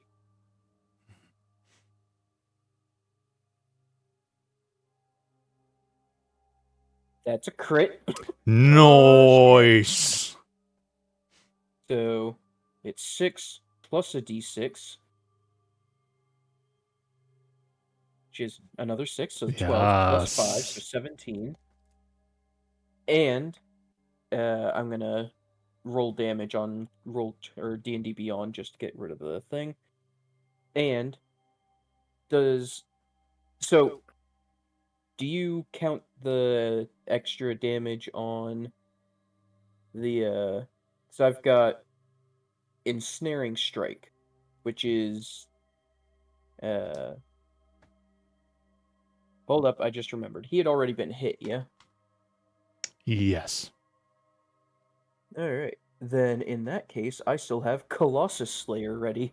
Yes. So the weapon deals an extra 1d8 damage. So do I keep forgetting. Is it Double it. 8 plus Yep. a d8 or 2d8? Double the dice. Essentially, all dice are doubled unless there's like a save associated with it after the hit. Okay. So that's 8 from Colossus Slayer. So that's 17 plus 8 for 25 so far.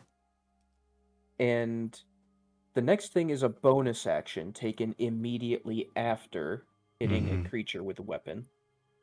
And it is Ensnaring Strike. Ooh, strength saving throw. Excellent. Yeah. Ooh. I doubt that's going to be enough. Let me triple check them though. Boom, boom, boom. Yeah, that is a failure. All right. So he has 0 speed now. His attack rolls have disadvantage, and ours against him have advantage. And he has disadvantage on dex saves.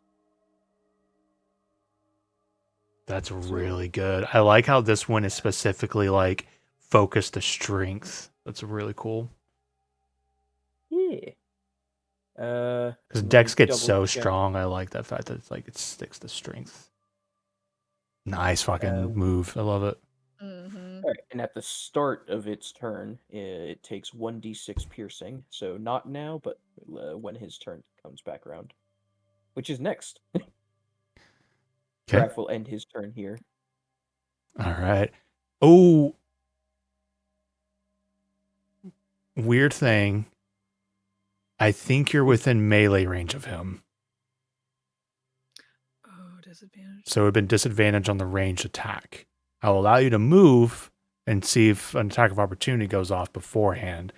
But, there's a chance he hits you and you go down.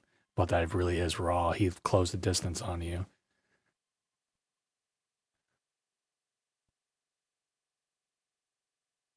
Did you use your bonus or your cunning action? Oh no, sorry, you're not a rogue. Yeah. Tripping. What are you talking about?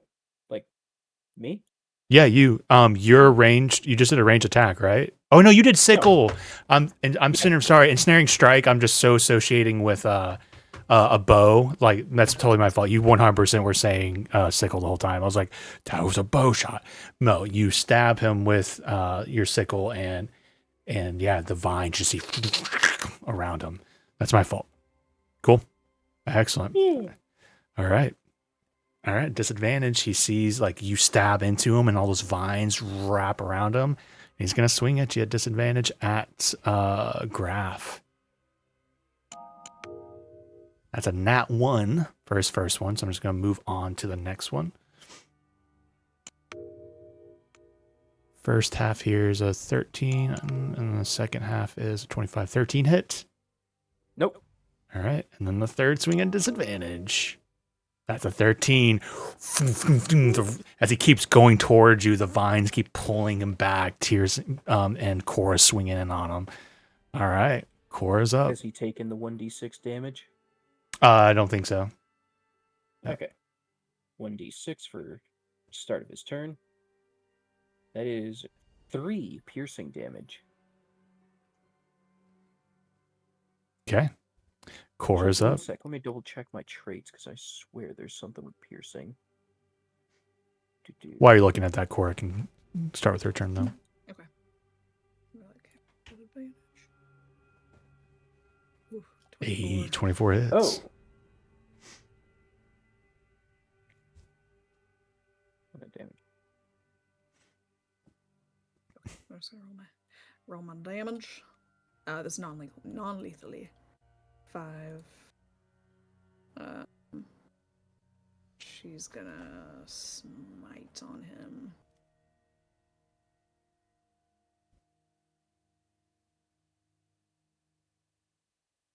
All right. 7. Excellent. He is still not bloodied. Jesus. Kinda figured.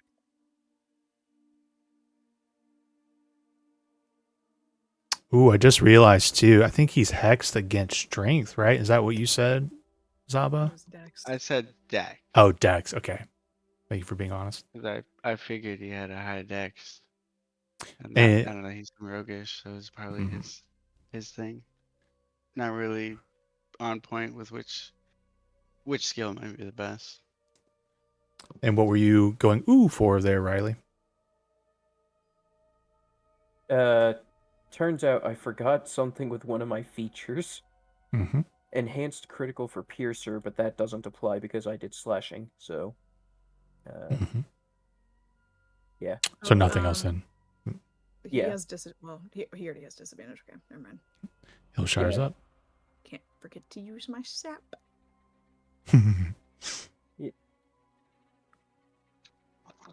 I'm gonna shoot him again, but before I do that, if I like pulled a dagger out on my offhand, could I stab him? Yeah, I think so. Yeah. Well, yeah, dagger's light property. So yeah, as long as it's a light property, you can as a bonus action. Yep. You don't get Okay, your so- you don't get your ability modifier to the damage, but you can still do the swing too.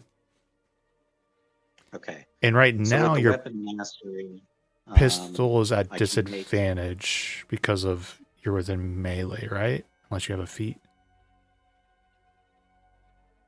yeah, sharpshooter. That applies to even within. I don't. I'm not challenging you. I just don't know.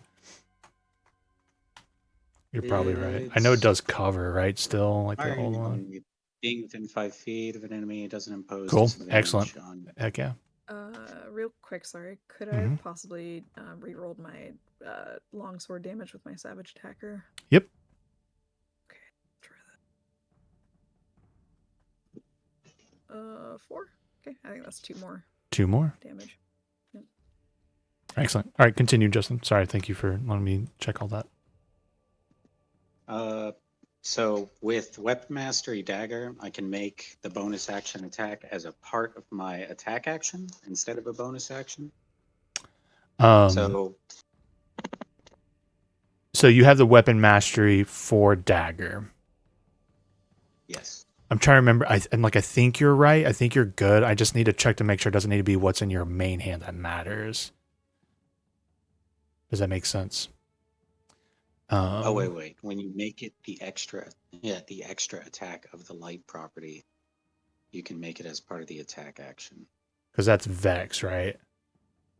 Yeah, I think Nick. you're good. Or Nick. So the pistol I have has Vex, and since I shot him last turn, the pistol attack will be at advantage.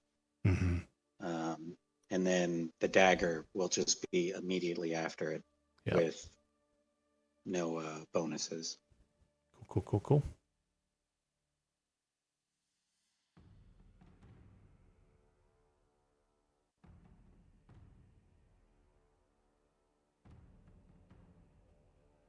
Bang, bang. So 24. 24 hits.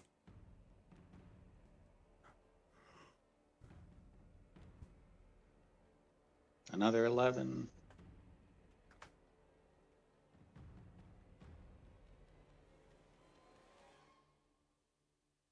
Uh, 15 for the dagger. Oh,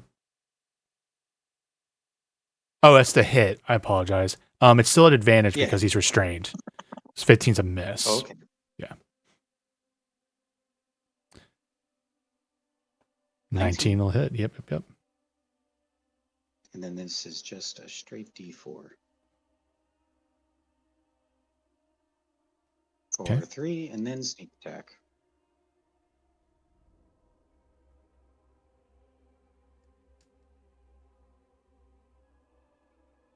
See, that time it didn't roll it at advantage. I don't understand why it does that. I think maybe I clicked it from 2 different sources. Can I test something real quick? Yeah, 1%. No. Did it? No. Even if I do it through the other page, it's not at advantage. I have no idea. How about this? Try this. Roll a pistol shot again at advantage, and then hit sneak attack after that. Like your sneak attack damage after that. I'm wondering if it depends on like what the last roll was. Yeah, now let's see what happens if you do sneak attack. No, still regular. I have no Weird. idea. Yeah, It's it's a weird. little glitch. Because I think the same thing happened last time. The first roll Mhm. was at advantage, and then it wouldn't do it again. I don't know.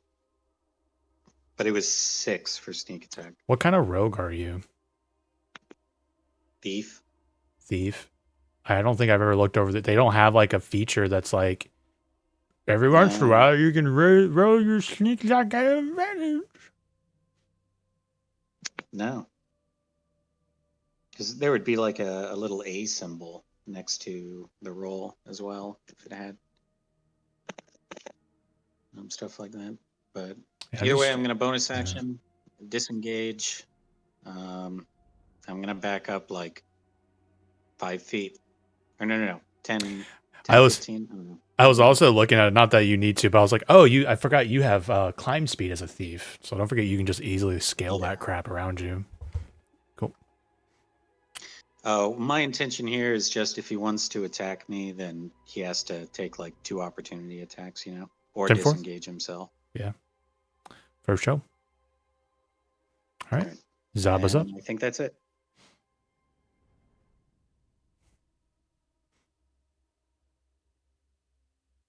All right.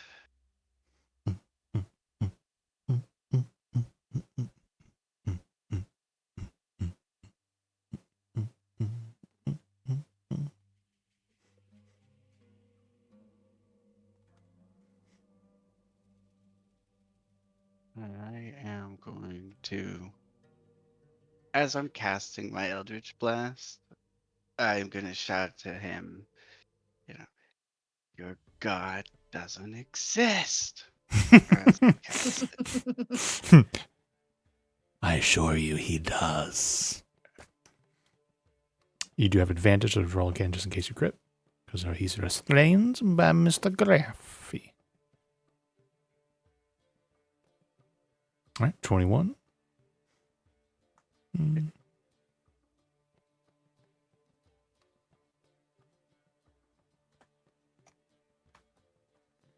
then a 6.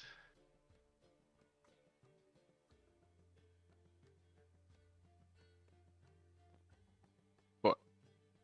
Excellent. He is definitely bloodied. I think he officially got bloodied after Hillshire's big shot there, but I didn't notice. But definitely bloodied.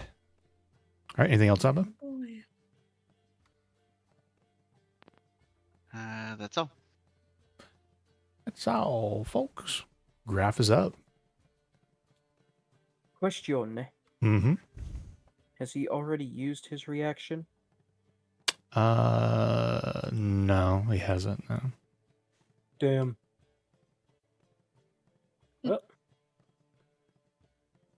In that case, let's see. Do I have anything I can do as a bonus action other than... Wait. Is Hunter's Mark? It's concentration. Damn. Mhm. Yeah, you should totally cast Hunter's Mark, man. It's so cool. It's so cool. That's the first time I've seen someone really pull off like a restraining strike on something like this. That's great. I love it. Ranger not using Hunter's Mark. Well, the other thing I'm gonna do is I'm gonna take my action to disengage, and let me see Nice. how ensnaring strike is. It's stealth. Okay, so it literally I can run as far as I want, and it's not going to change anything. Yeah, it would tell if you got without a certain distance if it will like.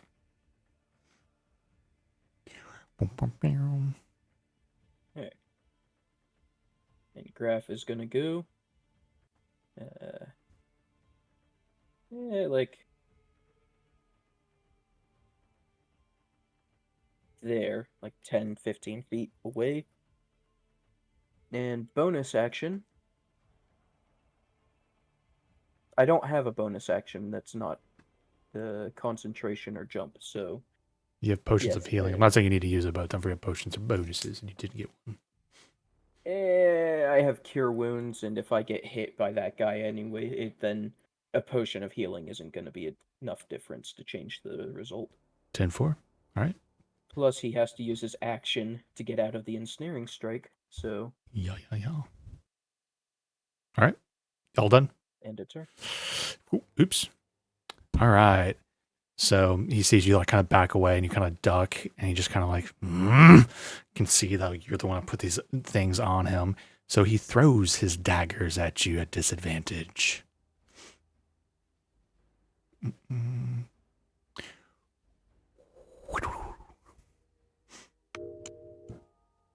Ooh, first half of this is a 26. Second half is an 11. All right. Ooh. Here comes the second. First half is a 15. Second half is the 25 is a 15 hit. It does. And All that, if it does anything more than 5 damage, I'm back to unconscious. Okay. Oh boy. Okay, that's 8 damage off the rip, and you're poisoned again. Okay, so, potion of healing might have made the difference. Well, there. no, that was just the piercing damage. The poison damage was another 16 on top of it. You just said like a minimum 5. Oh, So yeah. So In that 24 case- damage if it makes you feel better. That was how much, so you said 8 on the, piercing, and how much poison? That was 16 poison, total of 24. So 16 plus 3, that's a 19. That, do we still have instant death? Is What that was still a your? thing? I mean, I'm pretty sure it's still the same thing. What's your max HP? 36, and I had 5, so that would have been 19 No, I need to do left over. I needed to do 41 damage to insta kill you. Oh yeah, it's not half your max HP. It's No, it is your max. Yeah, below it. So yeah, so it's like 36 Where did I get plus. half from? Yeah. Oh, you guys want to do Yeah, lethal rules, and we'll put that into the game. No. Okay. No. It's how scary this guy is, though. If he critted on you, right, that could have been rough. Yeah, and then so Probably got it from Descent into Avernus because it has like the meat grinder rules. oh Yeah, maybe that might have been it. Yeah. I remember Cholt had the optional rules in 2 minutes. Anyways, so 2 daggers go flying past you, Cora, and the second one catches Graf as he kind of turns and resets, and you see him go down with a thud with a dagger sticking out of him, and he slips out another one and tries to slash you across your Achilles. With an 11. Across my Achilles? Yeah, 11 to hit. So that's a miss on his part. And he will bonus action disengage. He'll go 5-ish, 10-ish, 15, 20, and he climbs up. See, 5, 10, 15, 20, 25. And he just like backs up like 5 more feet approximately there. He's up on the roof. It's now your turn, Cora. Okay, so Cora. Oh boy. That's such a low DC save. Oh man. Oh actually. He's still hexed on Dex, right? On Yeah. dex checks. Oh, not saves. Yeah. We can't Um, let him get away, Cora. I think Cora, like, she is like hurting bad after like that first nat or that first crit that he did on I her. always knew you were dishonorable, you bitch. Fight me! But every time I try to do something peaceful, he just has to open his mouth again. To be fair, it's so funny though. I love that you're like, fight me, and then he went over and healed Graph. He was like, you bitch. I love it. I think let's see, as far as like movement, could I get up on the roof? It's 10 feet and then I've an Do extra you have a 20 climb feet. speed? I don't have a climb speed. So it'll be so double. how It'll be am I double moving? movement. Yep. Double movement. Okay. Oh man. I don't have anything.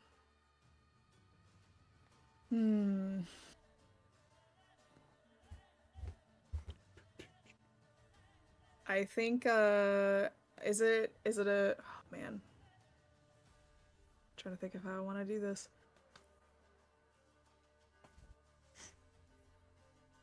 This is He the has, time you realize, like, man, I should have a ranged weapon. I feel like every paladin I goes through this do- moment. I know I definitely do have a ranged.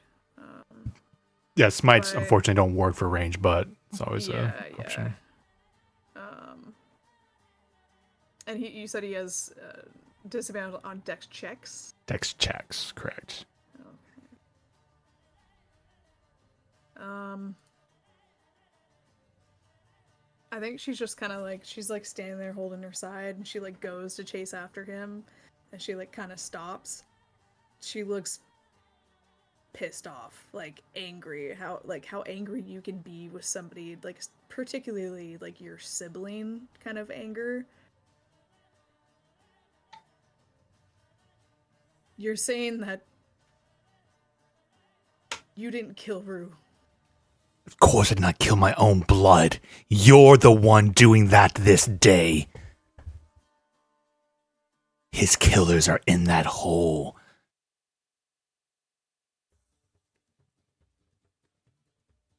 Who did it? They did it.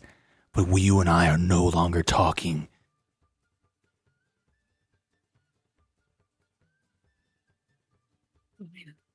And she's going to. Oh man, this is an action. But she's going to bonus action. Hunters mark him. No. Love it. And oops. And then she's going to take out her short bow and try to hit him. She still has advantage over him. Oops, shit. Hold on, that's one of them. Let me roll the other one. I love that far. That was cool. I know. Oh, +3 to. Oof. I know, it's so bad. Come on. Oh. Yep. He ducks down. Anything else? No, I think she's a man. There's a part of her that like really doesn't want to fight him. So there's like, I guess like with those misses, there was reluctance in her arrows. And she looks like angry, but also, disappointment, regret. It's all, flashed across her face. And she just kind of like stands there. Love it. Hillshire's up.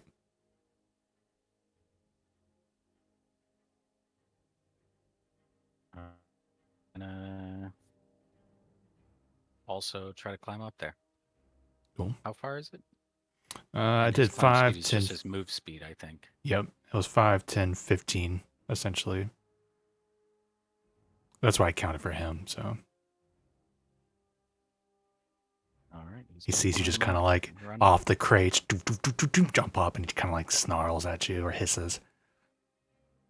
And he's gonna do another round of the attacks. I can't do like non-lethal pistol shots, can I?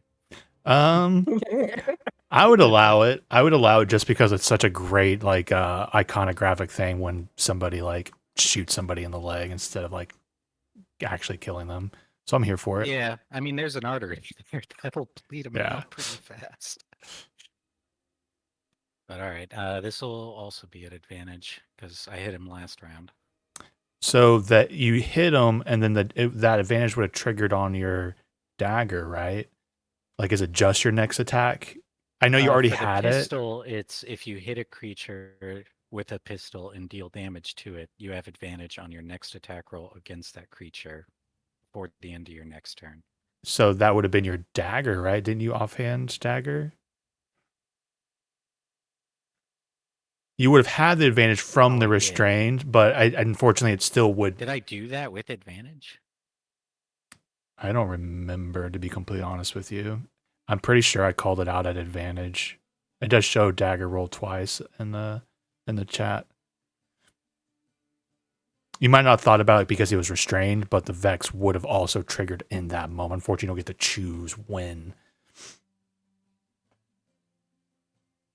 Does that make sense? I mean, correct me if I'm wrong, but I think that's what Vex is saying. No, that makes sense to me. Oh, well, shoot. Then I won't get sneak attack for this. Knowing that, I think you would have had a view from him down on the street in the alley. Feel free to walk it back if you wanted like steady aim or something, but it's your call. No, I'm gonna try to shove him. Yeah, I was trying to say, like, you can try and do something else on it. I love it. All right, so I think it's the same thing, and I'll allow you to use Dex into your calculation here.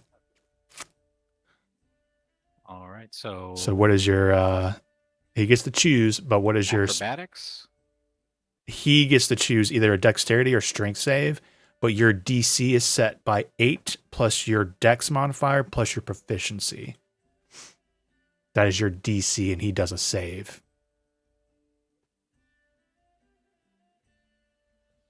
Okay. Cool. What is? I'm gonna roll the dice. How much? What is your save with that calculation? 14. All right. He has a plus. He's gonna get plus 7 on this dexterity. 14. Yeah. Oh damn. Yeah. Oh, So you go I to would shove. expect it a bit more. Keep in mind, like, he's doing saving throws, so your hex is against ability checks. So even in the hypothetical that he had strength on this moment, it wouldn't have applied to it. But that's your. Shit. Didn't. Oh, never mind. Just Yeah, correct me if I'm forgetting something. Yeah. Yeah, so you go to shove, and unfortunately, like, kind of grabs your arms and kind of pushes you back as you jostle with him. all right. I think. Oh, actually, I can bonus action disengage. Oh no! I think You I can- dashed. to You get can up here. bonus action dagger if you wanted, but obviously do what you want. You have a lot of bonus action options. You had a dash to get up there? Did I dash? Where was 5, I here? 10, 15, I have 20. 35. That's plenty of space for you to get there, in my opinion, with your climb speed. You are not that Okay, far off I'll out of the bonus alley. action dagger then. Okay.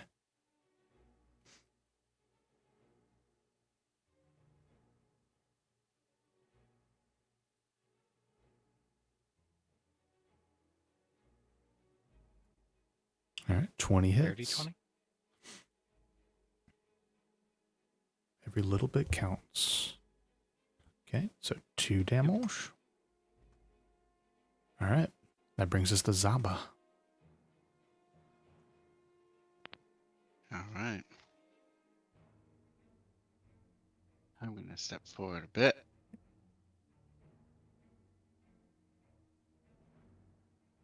You step over Graf with a dagger out of his chest in the ground, coughing.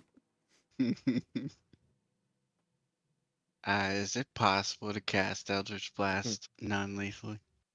Unfortunately, not with magic. I think I was pushing it pretty far with the pistol shot there. But unfortunately, not with magic. It's one of its That's okay. drawbacks. Cora has ways to like. Actually, could I ask like PC wise, like would spare the dying work on one of them? Or is Yeah, that so just this would be a like- scenario like based off the narrative, like obviously like a lot of times like oh the monster NPC or whatever just dies, hits 0. But in this case, you can hit him to 0 and he can start doing death saving throws and all of your normal abilities that like spare the dying, healing, would apply. Okay, gotcha. Yeah.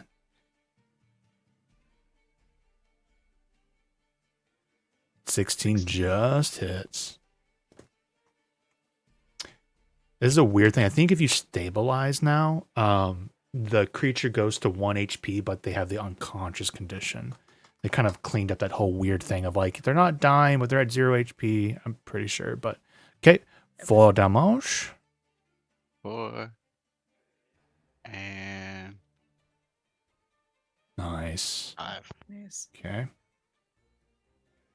Anything else?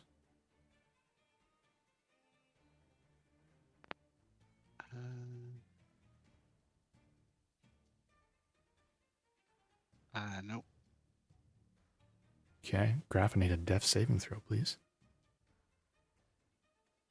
Can you do it physical? I want to do. Can you do physical in the thing? I feel that'd be so dramatic. Thank you. Oh. Wow. Shit. You can blame me. oh Well, god. I'm going to use my heroic inspiration. Smart. Please, if you roll another nat 1, that'd be so fucking wild. Okay. Whew. 15, so that's a success at least. Mm-hmm. Excellent. All right. It's his turn. Oops. What keeps happening is I click end turn just as you click going to the next turn, I think. Oh, I So- didn't know you guys had an end turn button. That's funny. Well, you guys need to start doing that whenever it's your turn, so I don't have to do it. I'm gonna make you guys do all the work. Okay. Where's this button? Yeah, where's that? Were you just joking, Graph, or is there actually an end turn button? Yeah, it's just below your. So if you switch it over to like Hillshire's turn, Let me put it. Uh, Oh, it's it only there if should it's say your up at the turn. top. when it's their turn, they have it up at Ah. the top. Gotcha. Okay. All right. What is he gonna do here? I think.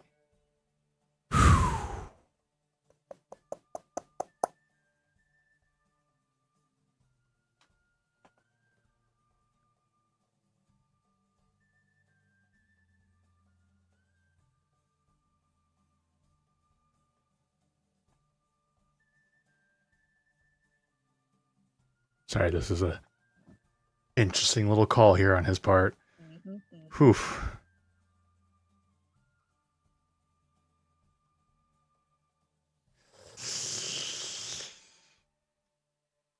Okay, he is going to. I think he's going to disengage as a bonus action. But what he'll do, but before he does that, actually, he's going to attack. So, 3 attacks at Hillshire. First attack, that's a 24 to hit. Yeah. So first half of his damage is 10 piercing. The second half here is 16 poison. So that's 10 plus 16 for 26. I just realized you have poison. Yeah, so you're now poisoned. Second attack is a nat 1. And then his third attack is a 20 to hit. That'll be 10 piercing. Well, that 10 piercing will put me down. Ooh. Okay. Shing, shing. You feel the poison going through your body and just feeling that rough. And you guys watch as just 2 quick, deadly swipes He turns and looks at Cora for a second. I showed mercy today, but I will not the next time we see each other again. And he's going to try and run now. And now he doesn't have to bonus action disengage. He can dash.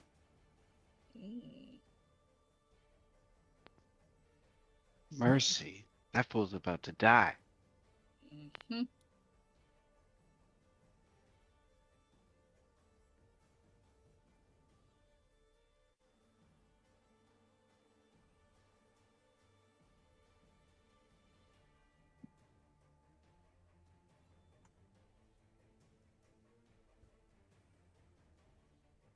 I'm just going to do something kind of weird here.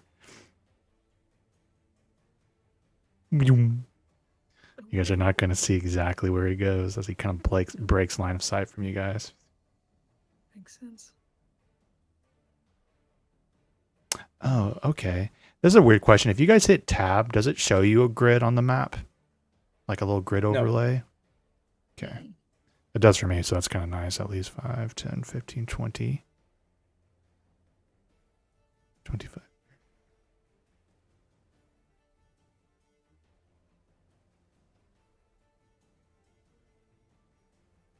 Okay. That'll bring us to Core's turn. All right. So, I don't know what everyone else is gonna do. Cora sees her brother run away. She goes almost kind of like lunges to chase after him. And then at like the last second she stops. And she like grips her sword before she just throws it hard against the wall. And like a burst of rage, and then she goes over to Graf. And she'll use 5 of her lay on hands to cure his poison. And then she's going to, as an action, spare the dying. And this doesn't, yeah. If you give him Okay, your so healing, you don't need to spare the dying on Graph. Oh, that's true. That's right. Right. But Oh wait, no. if You said you killed a poison and then you're gonna spare him. Yeah, the 5 uses the poison. Oh, okay, this is what. Yeah. Okay. Let's see. Yeah, let me do that because he's the smaller one. I'm pretty sure I can carry him, unless somebody else has healing. So are I'm you going to completely out of points? Well, I'm gonna save the other 5 to heal Hillshire of poison. Oh, That's all I have. But I have cure wounds as well. Well, I was thinking I have 2 potions of healing. If you want to just One thing I'll say, let me ask this question: sounds like you're using your turn, Cora, to get your allies up. What is Zaba going to do? Well, if Cora is able to ensure the actual safety of my friends, I think it is of high importance to make sure he does not get away at all costs. So you're going to try and chase. Okay, so now I'll let you break down the logistics there. If Zabo's going to say, I'm just going to say like poison not important, you guys get everyone up. But Zabo's going to chase, which I love. So now you'll definitely want to figure it out and plan accordingly. Remember, with Hunter's Mark, you have advantage on perception or survival to track the person. But you do, not Zaba. Zaba has both Hex do. on. We have Hex. Okay, sorry. Yeah. I thought you put on Hunter. Never mind. Okay, so Cora, go ahead and talk with each other how you guys want to try and resolve this part. If we're still in initiative, she would go over, use her 5 lay on hands to cure the poison, and then as her action, spare the dying to stabilize him. Well, let's say here's what I'll do. I'll use a 5 to cure the poison, and then I will take out Graf's healing potion, or I can even use mine and then use it on him. Which one do you use? Just so people can keep track of their inventories. I don't care if you take it from him. That's no scout my team. Just declare which one. Because you got 3 of them, or sorry, 2 of them, right? Yeah. Cool. You take one off of him. I do have 3. Oh, okay. So use yeah. one of them on you. After you're in the prison. Go ahead and roll that healing for him, Cora. 2d4 plus 2. Oh, Core is rolling it. Core is rolling it. Sorry. Yeah. Okay, just make sure. 2d4. I was just reading. Yeah, +2. So at least 4 up to 10. Oh shit! I rolled it through. It's okay, damn. as long as you Well, rolled I it. rolled 2 1s. 2-1, so you get 4 health. Okay. So bonus action potion. Oh shit! You know what? And I think it's a bonus action to use the cure poison. But I mean, I could use that if we. Well, I guess we're gonna be in initiative for a long time. If Zalba's chasing after him.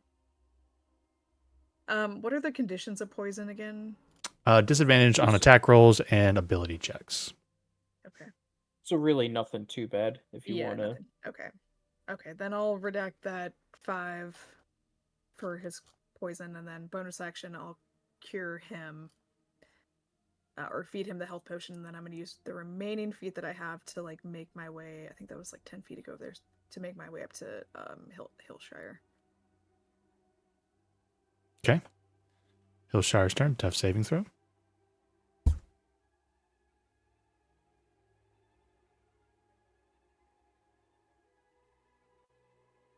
Okay. Zaba's turn. Zab, I know you're doing measurement or whatever. This you can get on these. Is it not being in these crates fine without extra movement? But it'll count 10 movement to climb the wall unless you have a climb speed or fly speed or something. So just use that for your calculations. Okay.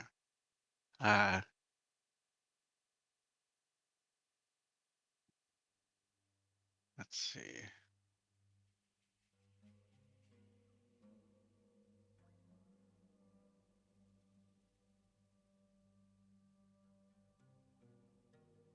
Okay. Yeah, I should be able to make it. Yeah, how much movement speed do you Uh, have? Is 30 or 35? Of 30. 30. So yeah, so essentially a 20 on that roof. If you do the 30 minus 5, 25, that's how far you can get on the roof, essentially. Yeah. Cool. I can, let me see, tab here. Oh, that's Hillshire. The hex, where is, oh, we're not aware of his location, right? Nope. Only thing you know is that he went Okay. that direction. Okay. I was zoomed out because I saw the hexes. I thought he was still there for a second. that's fair. Okay. All right. Yeah, I am going up on the roof.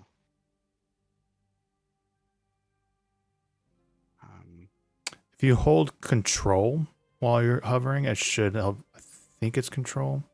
Yeah, there you go.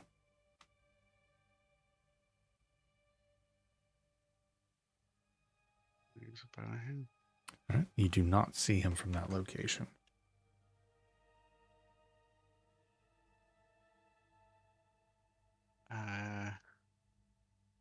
All right. Let's see around my surroundings.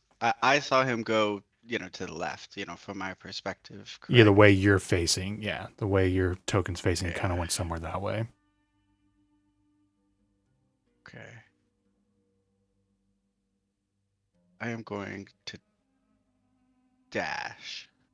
Okay. And you can hop down and take 1d6 damage without, or choose to climb down using that movement at double. Or you can just take the d6 and fall damage and keep the movement. If you're dropping down, but if you're just running, obviously that doesn't matter on the roof. Okay. Yeah, getting there up 30 I'm feet is not- easy peasy. Not quite dropping down, but I don't. Oops. About so right there. Okay. I'm going to be coming right here. Okay. Still no sign of them, Graph. Oof. All right. Well, half movement, stand up. Ouchie.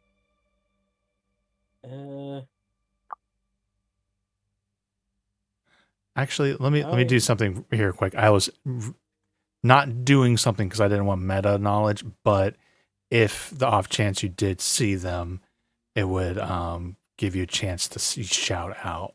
So let's see here. I think you actually do see him.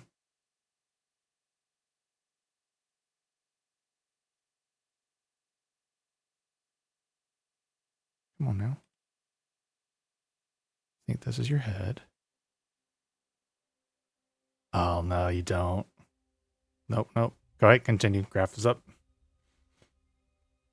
What if I could do that in a tab and you can't see the measurement? Can I do a quick thing here? Can you see a measurement? I'm going to just drop it next to you, graph, right now. Do you see a measurement, a big old Yes. AoE? Okay, good to know. Thank you. Continue. Big spherical thing that we're doing.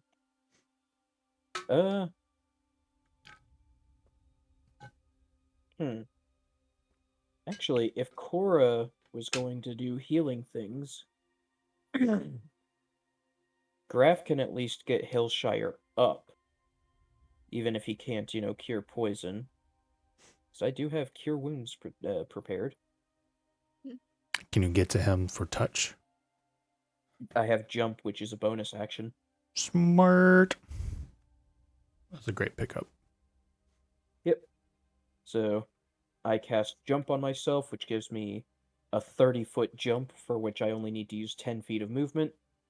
And I have 15 feet left, so I think it's less than 30 to get there. Yeah. So I can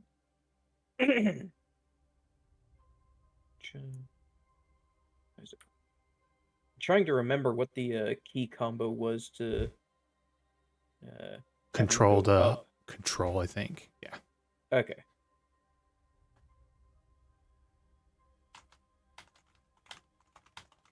So there. And then action will be Cure Wounds to get Hillshire up. That will be 2d8 plus 2. 14 plus 2, so 16 on Hillshire. Love it. Thank you. And Graf will call out to Cora, Hillshire's up.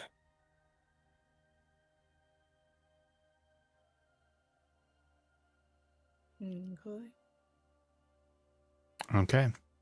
So essentially here is he is running, right? He's gonna run and go do a stealth. Right now I'm not worried about measurements because obviously the map is not there, but he's running off into the city, right? There's a lot of different places he could be slipping off to, but there is like hunter's mark on them and such. So he goes running, and I'm gonna do a stealth check for him. And do you guys want to try and track him? I think I would support it. Okay. Yes. All right. So, Cora, the hunter's mark only applies to you. So, I would like everyone to roll your separate survival checks as you go chasing. Those who have poison condition, keep in mind poison or the survival will be at disadvantage because you have the poison condition.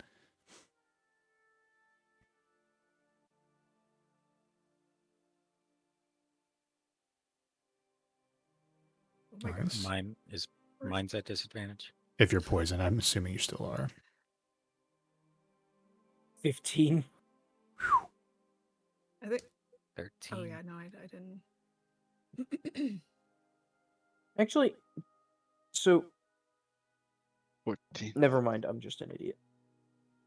Good rolls on all of your parts. So I think the highest roll we got was a 17 from our hunter's marker here. So that's the minimum. Okay. Oops. Gosh darn it. Ignore these dice. I accidentally grabbed 2. I'm just throwing those away. I don't know how to clear that yet. Okay. Here comes 1 die. Drag. I don't have his modifier up, but here we go. Here's the die. Oh. Nat 1. I think it's safe to say that we found him. We'll pick up Or at next least make it time with you focused. guys finding his hiding spot because it's late. Oh, shit. Oh my god, Oh, I'm so man. sorry, guys. I dragged you into combat, but I was like, Wow, that was the a brave things he was decision. saying. You dragged us into combat. Graf jumped him off a building. That's That's true. fair. That's true. Yeah, fair enough. But the sauce, we're gonna be late. I know, like the meeting, the very important meeting with Gaxley. The lamb sauce. The lamb sauce. Awesome. All right, friendos. It is so late for a lot of us East Coasters, so I'm going to go ahead and quickly sign off. GG. See you guys next week. That was so much fun. Yeah. Bye bye. Yeah, GG's, Gee. guys.